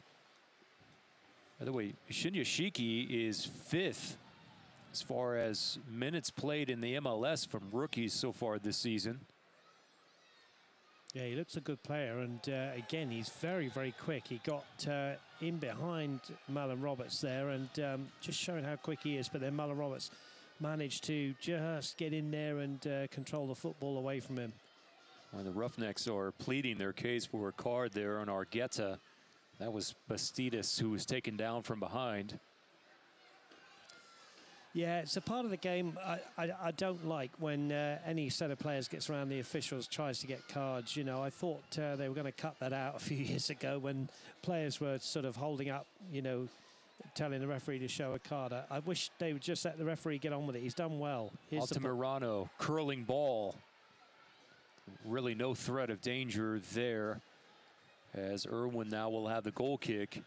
And I think that was Bastidas that was essentially saying, you know what, that's not one, not two, but maybe three times now, as you see Tampa Bay and the Rowdies a 2-1 lead now over Atlanta United 2, and Los Dos and Rio Grande Valley coming up later tonight. That's a 9 o'clock start. But what do the players want from the referee? Do they all want to start counting up the fouls and saying who's going to have yellow cards? I mean, he's been consistently good in talking to the players. Right. You know, there will come a time, won't there, maybe, when somebody tots up 3 or 4 fouls and they have to have a card. But let's leave the referee, let the players entertain the crowds. And I'm with you. I don't think that warranted a yellow by any means. There was a foul initially, and then you saw Bastidas get knocked off balance, and it was just their momentum that caused that bump, which knocked him to the pitch. So I'm with you. I typically, maybe I'm a tad bit more as far as not wanting to rush to judgment as far as cards are concerned. Yarrow. Well done there by Roberts, who won that battle with Schweitzer. And now a foul almost in the center of the park here, as Elton Garcia saw something that he didn't like, and this is a dangerous spot now for the Roughnecks. And he's a lot closer than I am, but I actually thought Jeff Adai, with a good old-fashioned tackle there, no studs showing, just a good old-fashioned, I'm winning this ball now. I think he's very unlucky, Jeff Adai there, but it's a free kick, and the Roughnecks have to defend, and it's a really good opportunity here for the Switchbacks FC. Magic spray out.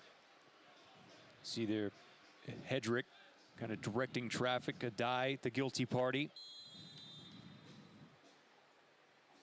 A chance here for Colorado Springs Switchbacks FC. The blast that is there, and that is wide. Steidehart had that post covered. Well, that was Donsu from a long way out, and okay. It was, from our angle, looked closer, well wide. Some coaches don't mind that. Some coaches like the ball to be dinked into the 18-yard box to cause a bit of mayhem.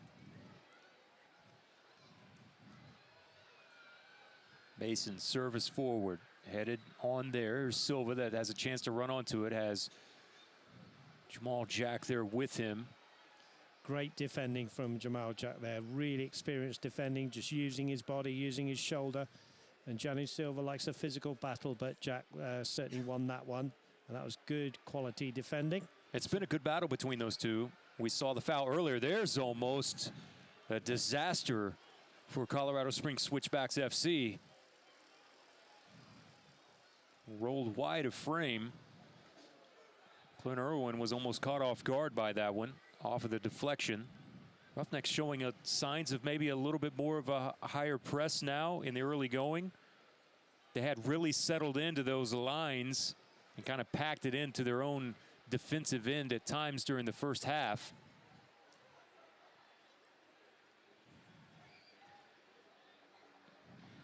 Have to be careful and not give it away here.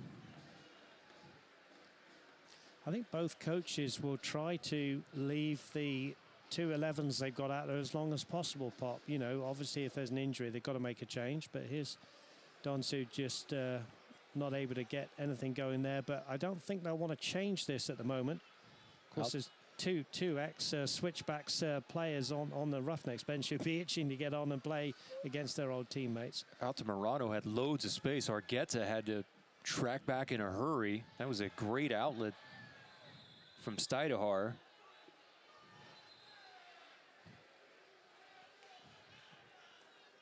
Irwin says,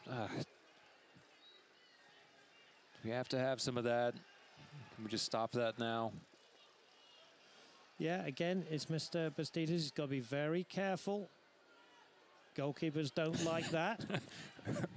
Irwin essentially with the get off me and a little forearm check there on Bastidas. Good refereeing here again from Garcia, just calming him down a bit.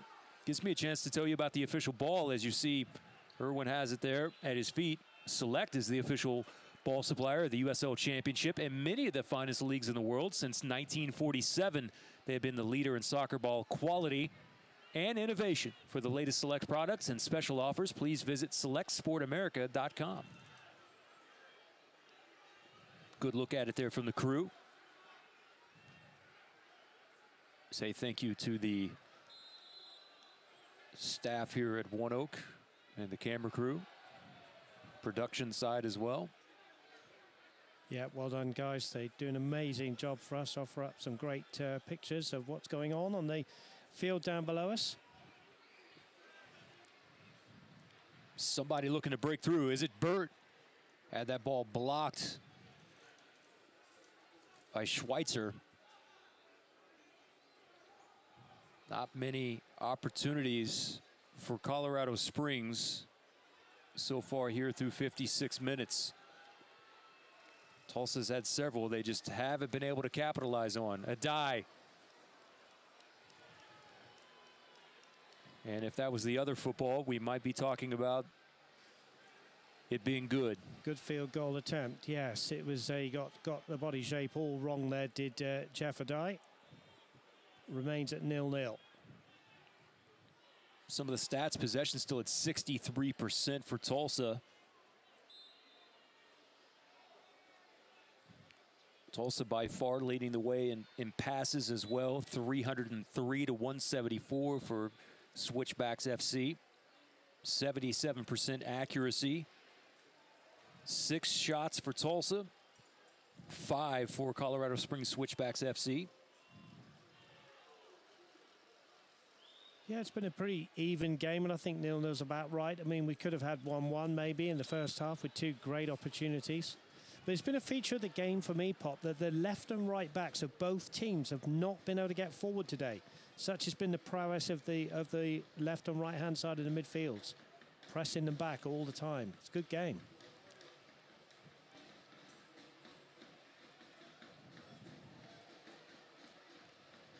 Jome. DaCosta against Argueta. Good battle there. DaCosta comes away with it. He's going to have to keep this on his foot himself. They're looking for Silva across the face of the goal. Silva now trying to track it down across to the other side. Somehow that ball is kept in play. Then a hard challenge there. And a good challenge as McKinday comes through.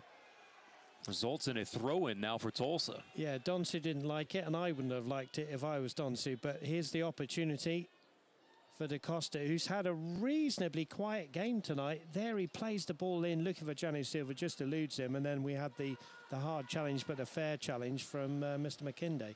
And I think there that ball played with the outside of the foot from DaCosta, was just hoping that Silva might be able to get onto it, and Hedrick now, easy ball back to Steidehar.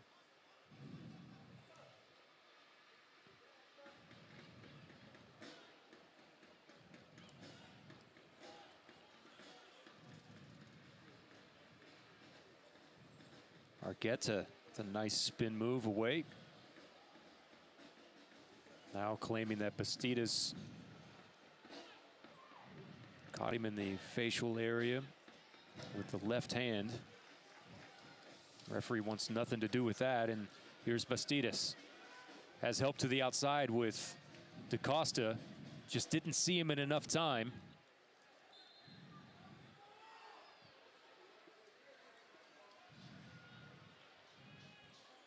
We just saw Jome come up from the back there, the number 3 left back for the Switchbacks FC. And that was the furthest forward he's been in the whole game. He was 3/4 of the way up the field. Here he is on the ball now. But nothing came of his cross. But it was a rare sight, as I alluded to in the commentary a couple of minutes ago, that we haven't seen attacking fullbacks tonight because of the setup of the two teams.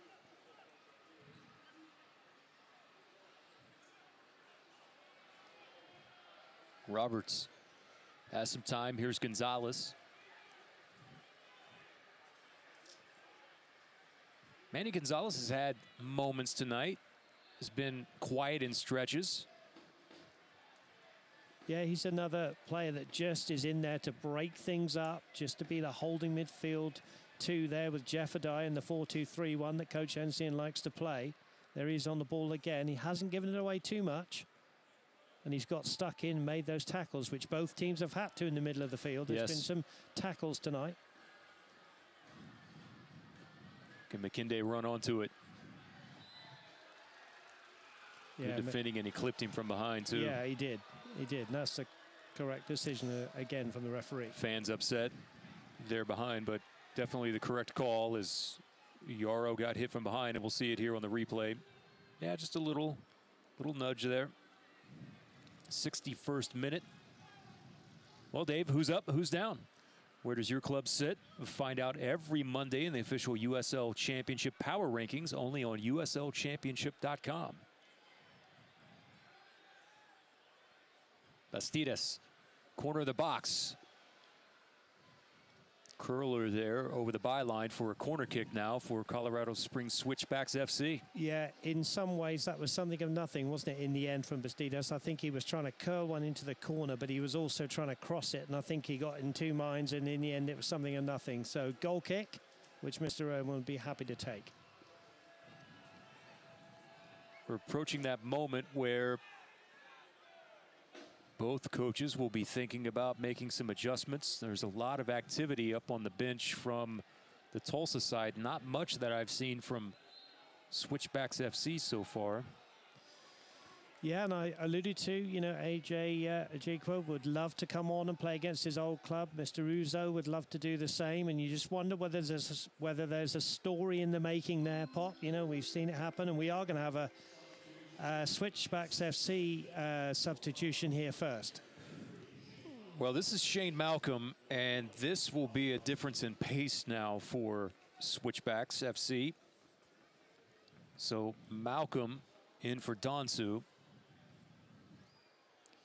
Yeah, Malcolm is a quality player, as you say, very rapid player, and he comes on like for like on the right-hand side.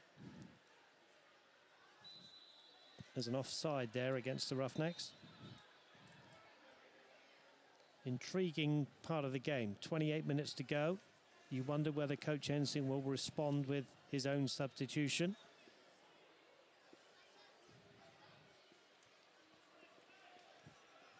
It was Malcolm that was actually taken down in the box at T2 that resulted in that PK conversion there for Jordan Burt.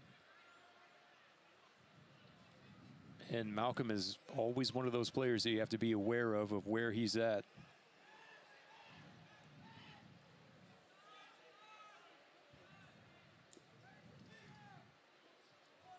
And there's been better efforts from Yarrow in the past. Roughnecks will take advantage of this and create a substitute of their own. Now, I think this is a very, very sensible coaching decision from Coach Ensign. Bastidas on 4 bookings. He's had a few niggly fouls today and gets a handshake from his coach. And he comes off, and the man now who could make a real story, known to Switchbacks FC fans, is AJ Ajekwa, who's had to be content with a seat on the bench for most of the season. Can he come on and do something on that right-hand side? Again, a like-for-like swap from both coaches. What a story that would be for AJ Ajekwa, who also came on as a sub last week against Fresno in the 3-1 loss. Jake was so far just 163 minutes so far here in the championship in 2019. And he's one of those players, Dave, that you want to see an immediate impact from. And there's his first touch. Well, he's certainly full of energy, isn't he? And I'm sure he's been wanting to come on right from the start of this game. And here he is. He's got, what, 26 minutes to prove his worth here.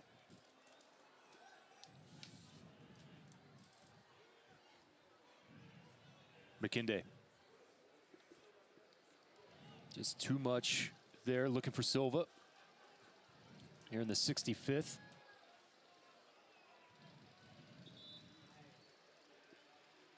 Just wondering whether Coach Ensign might be tempted to give Janu Silva a bit of a rest. He's just maybe wants to freshen things up there. And he's got Uzo on the bench who could come on easily. Maybe wants to leave it for another 5 or 10 minutes. There are 5 individuals up that are warming up behind the Roughnecks bench as we speak. A little chip there from Burt, looking for the runner from Shane Malcolm. Jome got there in front of DaCosta.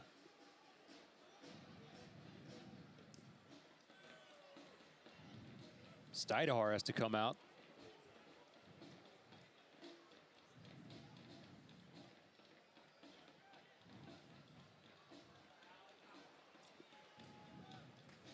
Lobo, as you mentioned, has not had much luck in getting forward tonight. Colorado Springs Switchbacks FC have done a really good job at not allowing that.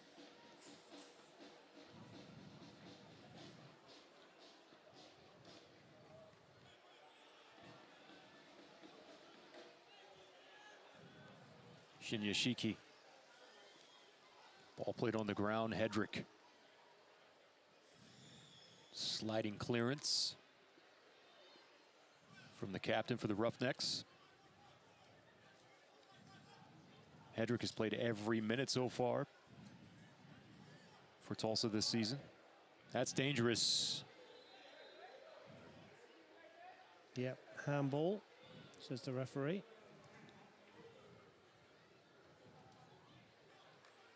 You can get updates and alerts all year long by following your club on ESPN.com. Search for the Roughnecks and then click the follow button to keep up with the latest news and scores. Plus, get reminders on the Roughnecks' next match. You can go to ESPN.com now and click follow for your club.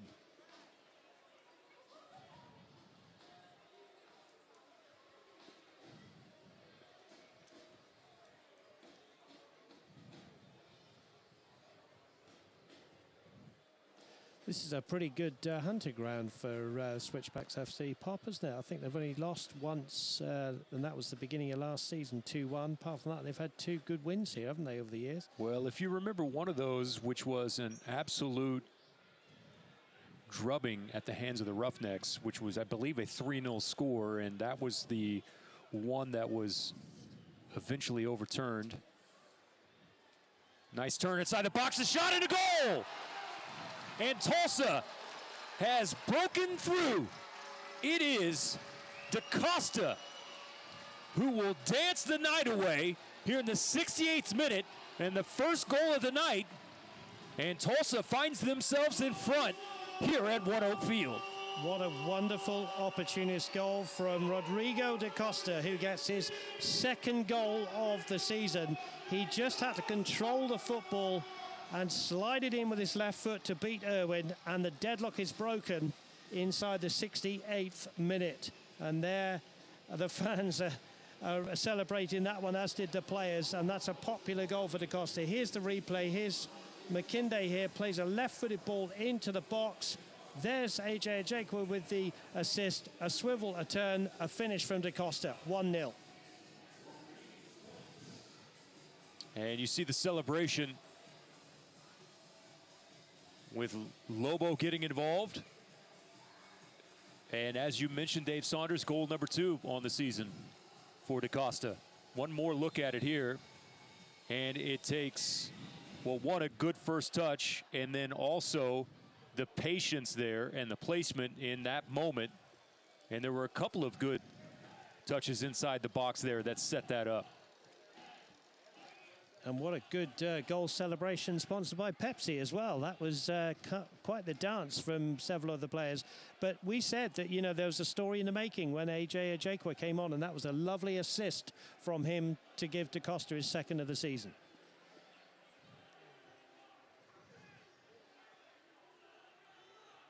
Dye not ready for that one. Argueta, and now I believe Argueta is going to go in the books.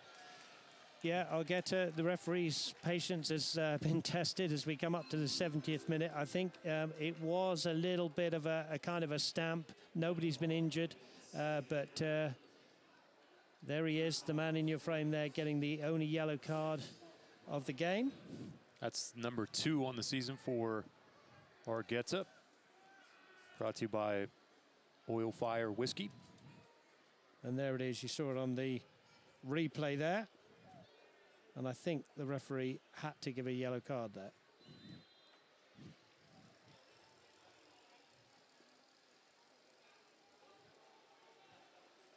That driven ball knocked down near midfield.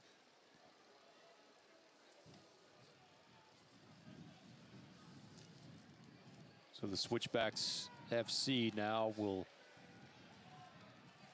have to fight their way from behind.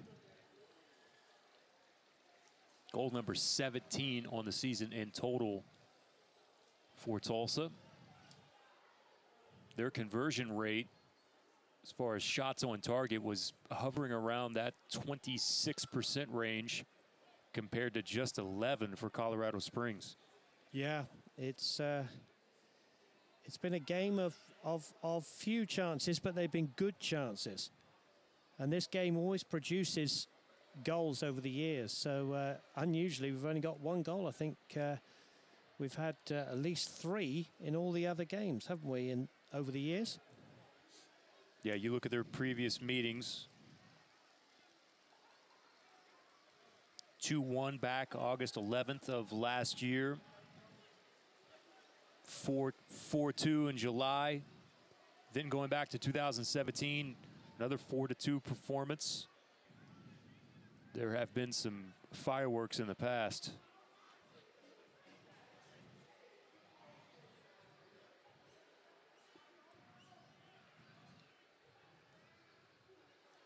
Well, and a goal in a game like this often opens things up a little bit as the team coming from behind have to open up a little bit. So we might well see more goals in this game.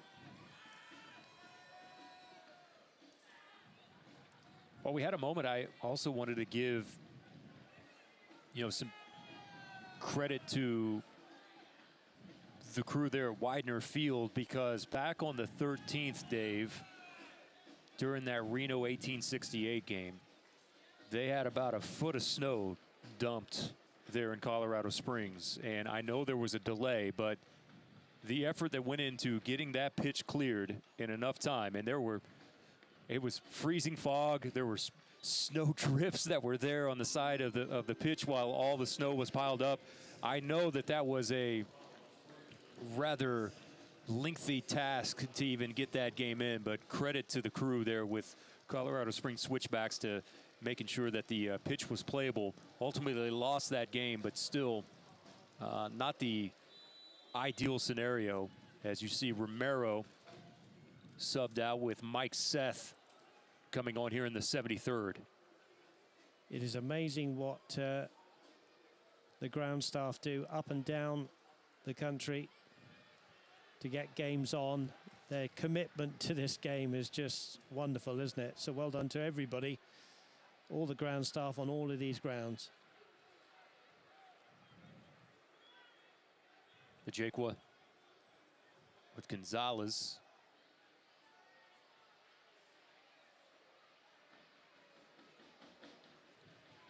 AJ looking for Costa, who commits the foul. I'm sure there's one or two, or maybe more than that, ex-ground staff that have now retired and thinking back to days like that you described. And I myself, as a fan back in England, have helped clear snow off the field, and I'm sure many of the listeners and viewers tonight have as well. It's just something you just want to help your club out and, you know, get games on because you love the game so much. It's a real passion and commitment. I too have had a shovel in hand trying to clear out some stands at one point in time. Put the call out. Hey, for a free ticket, you want to come out and shovel some snow? That way we can get the stadium clear. And many hands make light work. Burt. Well, it was free for a moment as Steidehar had a dive there at the 6 to make sure that he got on top of that. It's just a bit wonky for a minute there from the back as it was free, and you saw McKinday, who was trying to shield off and waiting for Mason Steidehar to make sure that he got possession of it. And we also saw in a substitution, Mike Seth has gone in up front, the number 10 there, the unmistakable figure, Mike Seth, an experienced player. And he's come on. Little shuffle for Tritsu's men.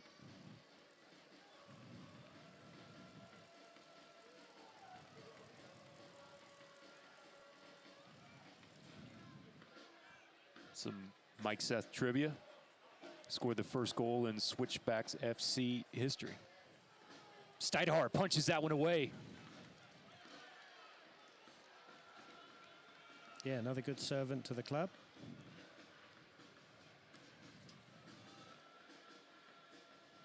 This one will land on top of the netting. You know, the attempted ball from Yarrow. We'll watch this here. Steidehar has to come into action. Punches that one away directly in front of Schweitzer. Goalkeepers have all sorts of methods, don't they? And that was the double punch away.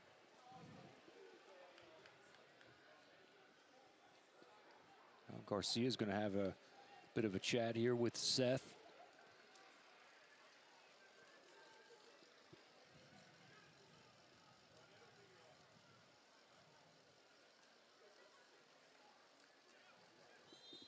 Seth's hometown there in Pittsburgh.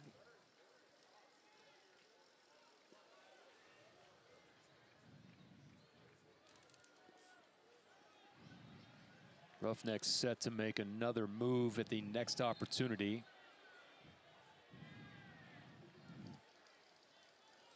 Here in the 77th.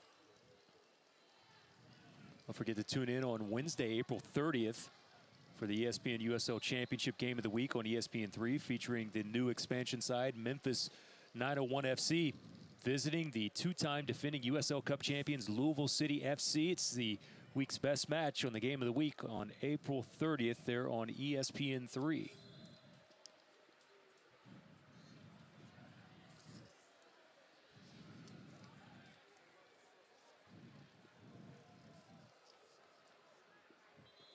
Yeah, and here's the Tedford Insurance substitution. The second one for the Tulsa Roughnecks, and I think this is a very interesting one, Pop, which you can maybe tell us about, and then we'll tell you why it's an interesting one. Well, Manny Gonzalez's night will be finished, so blue-collar effort from him, and Akil Barrett with the switch now with Manny Gonzalez. Well, the reason why I think it's an interesting one is it pushes AJ Ajikwa more into the number 10 role, because Akil Barrett is a right winger and a very speedy one. And it also means that the Roughnecks have taken off a defensive midfield player, and DaCosta will now get a yellow card for kicking the ball away.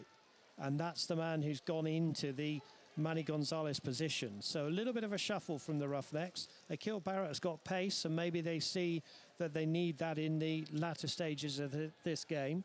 Referee's patience has been tested again. I have sympathy with the referee, who has produced a card apiece now for each team, but you know, he's done his best to keep the cards in his pocket. But if you commit a foul and then you kick the ball away, especially this late in the game, I think the referee's done the right thing.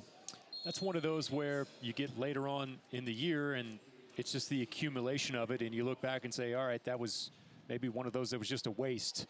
Seth, it's there. The flag is up as Burt had a chance. It was a nice flick from Seth to give Burt the opportunity, but the assistant's flag is up rather quickly. Mike Seth has certainly made a difference. There's the flick on there, but you can quite clearly see that Burt was offside. Correct decision from Mr. Trotter, the assistant referee on the near side.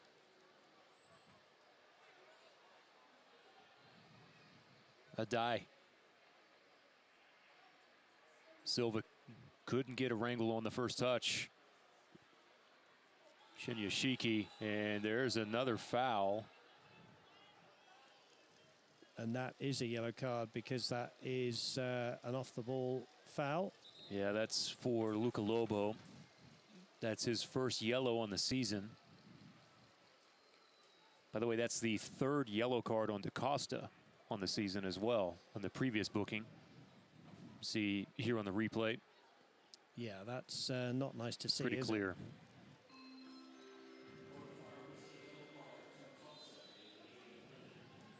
Jome will keep this across the back. Well-ish Jome.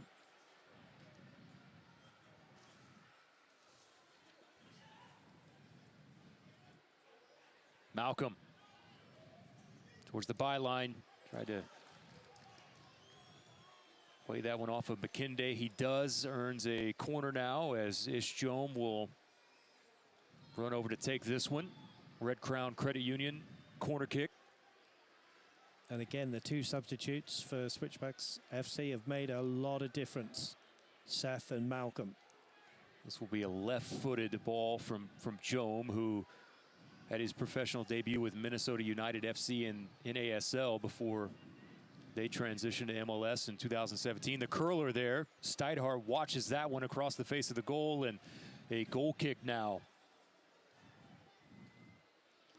Yeah, just a little bit too much on that one. That's disappointing for your players and the coach when that happens, because you want to put some danger on the goal there. Jome came over from Nashville SC last season. 82nd minute.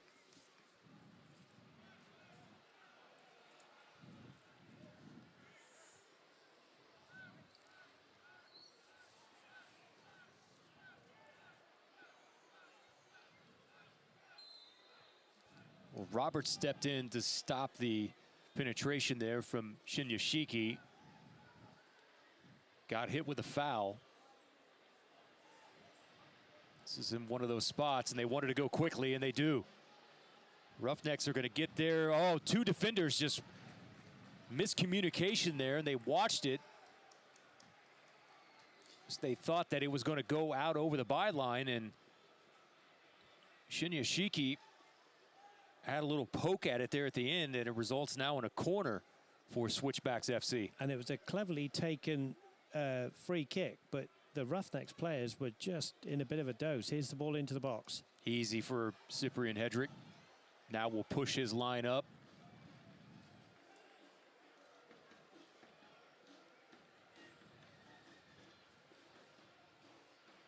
And credit the Switchbacks FC here, because they're really pushing the ball into the box, creating some pressure, but no clear-cut opportunities. They want another clear-cut opportunity to try and equal this game up. Interesting as well that Jordan Burt has now pushed further forward as well. They're really pushing for almost three, Yeah. 4 men up each time now. Well, and I thought Steidhar here, as we see on the replay, goes up in front of Burt on the ball played in from Rabin. I thought that Burt against T2 was really good at finding specific channels there against that back four against T2, and he converted on the PK. I thought he had several opportunities, especially in the early moments of that match there at Merlot. Oh yeah, Jake was working hard. Lobo there looking for Jake with the header. And it was a defensive header in the end. Jake was there thinking he was just going to nod that one in, but credit the defender there. Good ball in as well, Pop. Lobo was able to spot him, as we'll see on the replay. Watch the ball curl. Headed away at the last moment. Red Crown Credit Union. Altamirano is there. Oh, it came drop down. And that was Malin Roberts, who had a golden opportunity there to put the Roughnecks in front by 2. And now we're going to have another card that's awarded. Yeah, Janu Silva there blocking the keeper. Jake was just going to talk to the referee, but I think that was pretty clear cut as well. That's the first yellow on Silva. Colorado Springs Switchbacks FC have also made another move. Milano now comes in for Yarrow. Yeah, last throw of the dice. Brian Reyes as well comes in for Altamirano on the Tulsa side now on this sub. Yeah, Altamirano had a brilliant first half. He's been relatively quiet by his own standards in the second half. He hasn't done anything wrong, I hasten to add, but I think it's just freshen up. He's worked hard, and he's going to get a little rest, and Reyes will come in and see out the last 5 minutes plus the injury time. But certainly the Roughnecks having to soak up a lot of pressure here, because credit the away side. They've come here and they've put 4 up in a line there, and they're trying to really get back on level terms late on in this game.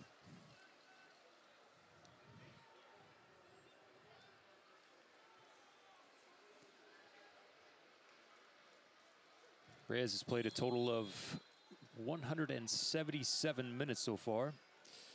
And he's gone inside alongside Jeff Adai in the holding midfield role. Honduras native.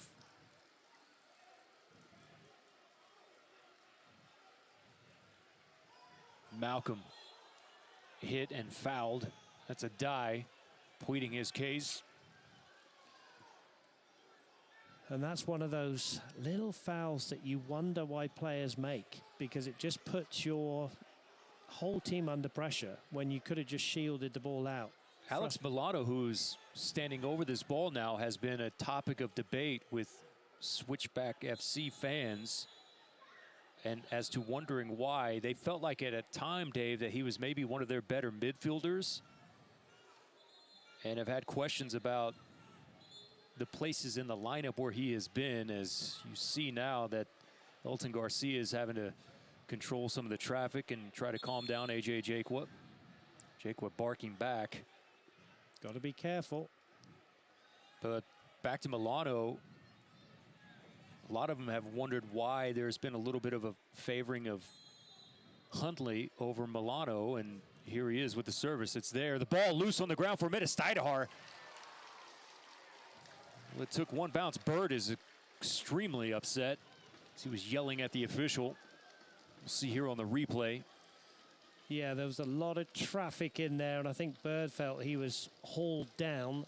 Difficult for the referee to see anything there. Silva did have an arm kind of wrapped around the backside of the waist there of Jordan Burt. Let's just say we've seen them given. How about that ball just dive right there directly in front of the net? Great ball in. Both teams have had their chances. Tulsa so far the only one to capitalize. Seth.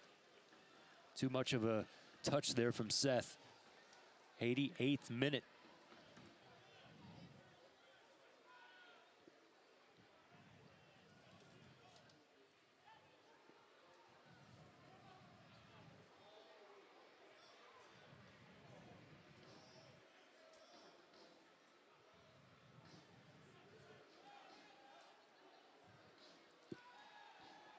It's part of the game. This time of the game is when you just don't want to be the one to make a mistake. Absolutely. You're tired, and you know you mustn't switch off in a tight game like this. Not only physically but mentally as well.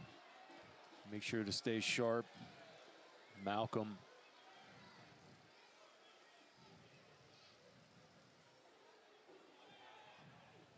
Switchbacks FC. Keep it on the ground here. Steidehar has to go up in front of Seth. And a little pushing and shoving there. Mason Steidehar was not happy with Seth, who came through on the challenge.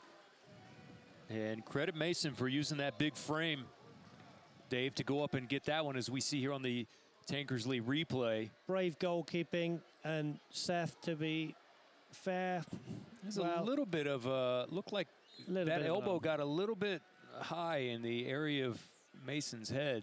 Yeah, he's okay. And we go on. Mason promptly let him know what he thought of that. And things are starting to get just a tad bit chippy.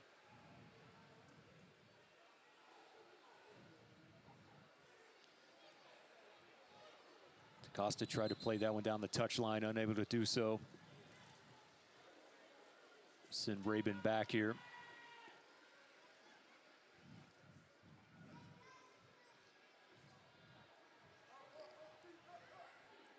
Almost a dangerous ball there. Can DaCosta get there in enough time? Referee's going to bring this one back to the center circle. I have to admit, didn't quite see that there, but Argueta was the man that was down. I think Jefferdai just had a flailing leg in there and did catch him.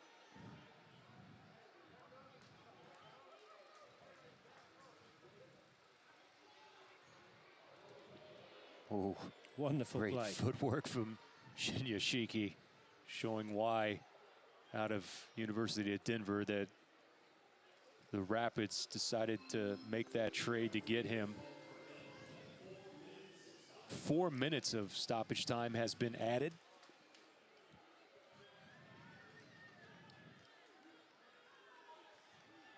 Brought to you by Osage Casino. Roughnecks come away with it. Here's DaCosta, and he finishes it again. Rodrigo DaCosta with goal number 2 on the night for the Brace, and that should just about do it here from One Oak Field.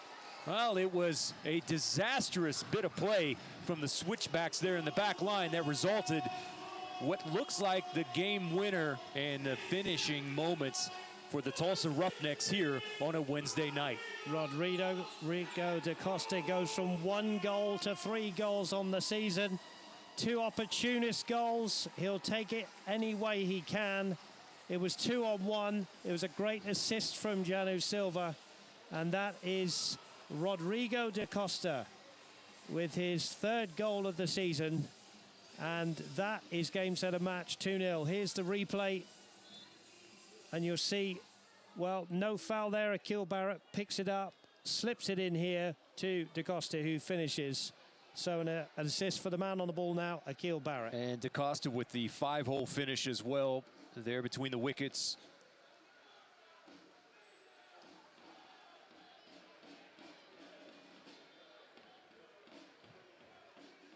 And in that moment, Dave, knowing that you're going to create a situation, and I want to go back to my comments about the ragged nature there from Colorado Springs at the back.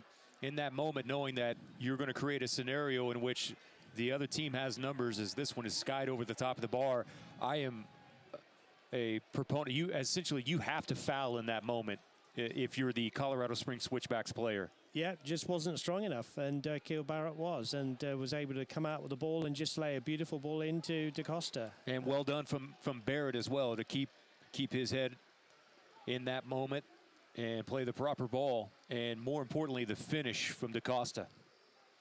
Yeah, 2 good finishes from him, coolly taken.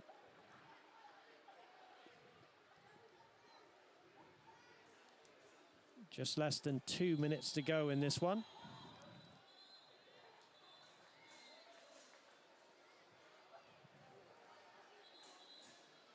Referee's got card in hand. It's going to be Roberts.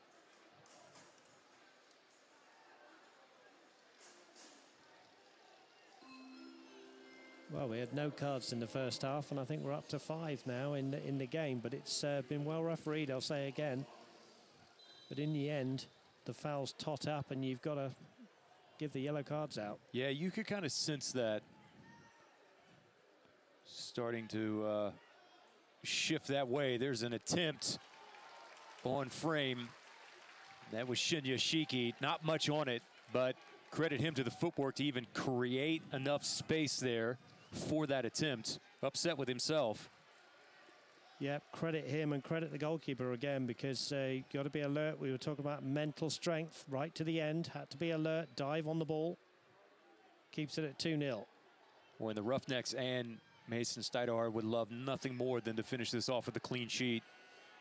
Yeah, they've only had one clean sheet, and that was back on March 23rd in the last home game, the 4-0 win against Tacoma Defiance. So, yes, you want the 3 points, but second bonus is to get a clean sheet if they can. Ajekwa will now head to the corner flag to try to run some time off of this one, and that will do it. And look at Stuyvesant sprint directly to the bench from the Roughnecks perspective, and he is fired up, and there's the man of the night. 2 goals on the night from Rodrigo da Costa to send him to 3 total. So not only was he one of the league leaders in assists, tied for the league lead with 5, as he says, a prayer there to himself, but add 2 more to his total, and the Roughnecks will come away with 3 points, 3 very important points here on this 2-game homestand that they have on a Wednesday night here in Tulsa against Colorado Springs Switchbacks FC. So the Roughnecks will now jump to 13 points. That puts them at a tie in second place with New Mexico United with 13, still 1 point behind Portland Timbers 2. And Colorado Springs Switchbacks FC will finish the month of April without a victory. And they will remain at 8 points so far this year. Plenty of handshakes in a very sporting contest. Yes, there were a few fouls. Yes, there are a few cards, but generally it was a great contest. And the Roughnecks have taken the game with 2 opportunity goals from da Costa. Next match for Switchbacks FC will be May 4th against El Paso. That is at home before they go on the road to Las Vegas at Cashman. But 2 out of the next 3 are at home for them before they come back to Oklahoma City on May 25th. And the Roughnecks now get set for the Black Gold Derby coming up on Saturday night behind the 2 goals there from da Costa. You know, Pop, we just said it in the commentary, we'll say it again. You know, you win the game. Of course you want to win the game. That's the most important thing. You know, you get your 3 points, but the second best thing is to come away with a clean sheet. And you saw Stuyvesant there. He ran to Donovan Ricketts, the goalkeeping coach, and the bench and said, we've done it, and we've got a clean sheet. Let's take a look at some of the highlights from tonight's action and the 2-0 win for the Roughnecks here at One Oak, as they celebrate with the fans here this evening. Lobo having a chat there. Michael Insien. Should be a happy night for him as this team gets set for the quick turnaround.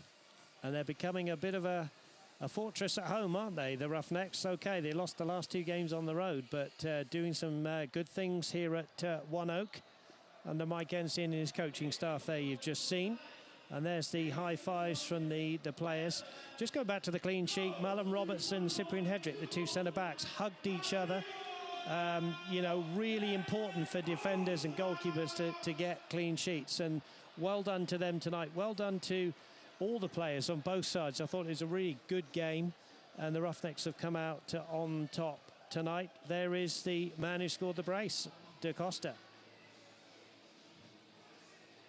Still waiting for the highlights from tonight. as it was one of those games where both started off a tad bit ragged, and here we go. And this was one of the first opportunities here on the night, and it comes from some poor play in the back there from Colorado Springs Switchbacks, and just a mishit there, quite frankly, from Luca Lobo, and you could see how upset that he was in that moment. And here's Alta Moreno. Yeah, Alta Moreno had a good first half in particular. There's a swivel and turn from Gianni Silva. Hits the bar, unlucky not to score. Roughnecks into the second half here, and here's the first goal, a good swivel and turn from DaCosta. How about 3 one-touch moments in the box? One touch there, one touch, a turn and a spin, and the finish there on another one touch from DaCosta. That is spectacular there from Tulsa. Yeah, you're right. Here's AJ Ojekwe playing against his old club. Great assist, but a good turn. Turns the defender. DaCosta with the left foot gets his first goal of the night. And here are the Roughnecks continuing to battle. Ojekwe now sends this one forward there. This is a shot from behind the goal here to kind of watch a little bit of this buildup, as we'll see from behind. And this is Ojekwe one more time, clipped from behind. But it shows the impact that Ojekwe had when he came on. He had about 26 minutes against your old club. You want to perform well. And AJ Ojekwe did just that with that assist for that first goal. There's Cyprian Hedrick, the captain. He'll be pleased not only with the 3 points, but say again, the experienced Cyprian Hedrick with a clean sheet. And there's all smiles from the Roughnecks players, and they'll very quickly get themselves up for the Black Gold Derby on Saturday back here at One Oak. Let's do it again. Saturday night. What do you say? I'll be here, my friend. I'm like a kid in a candy shop. I'll be here. I can't wait for that one. But I just want to say again, well done to the Switchbacks. I know you don't get anything for tonight's game, but, you know, be proud of your team, because they've got some good players and they made a really good game of it. And the Roughnecks have come out just on top here. Back here Saturday night, April 27th, Black Gold Derby as the Energy come to town. 7 o'clock start at One Oak Field. For the camera crew, production staff here at One Oak, we say good night now with the backdrop of One Oak Field and the downtown skyline from the city of Tulsa. Final score for the final time, Tulsa Roughnecks 2, Colorado Springs Switchbacks FC 0. Good night from all of us here at Tulsa. How was school today? Mrs. Smith, what are you doing? Recycling. You can't put plastic bags in the blue recycling cart, but you can recycle this milk jug. You can recycle stuff from all over the house. You can recycle this empty box. What about these hangers? Just aluminum and steel cans, paper and cardboard, plastic bottles and jugs. Glass bottles and jars. To learn more, check out TulsaRecycles.com. In about 8th grade, I realized that my knees really were hurting, and I ended up tearing both of my patellar tendons in several places. Dr. Stanley and Tulsa Bone and Joint, he gave us all of our options, explained them, and we knew walking out that we were in the best place possible for her. From a mom's perspective, without Dr. Stanley, without his staff, we would not have been able to give her her senior year.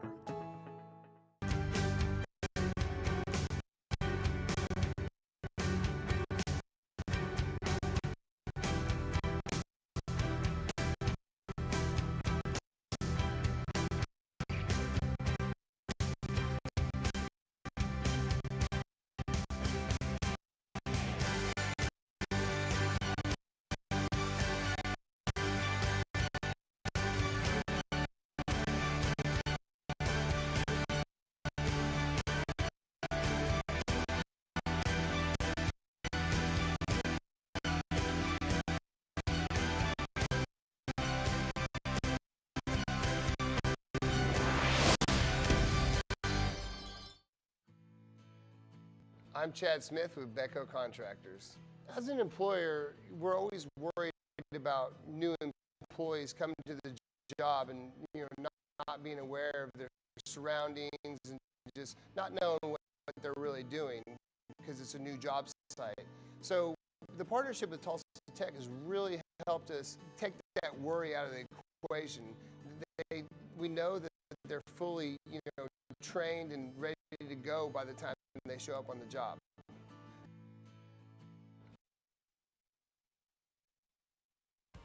This copyrighted telecast of the United Soccer League Championship cannot be retransmitted, rebroadcast, or reproduced without the expressed written consent of the United Soccer League Championship.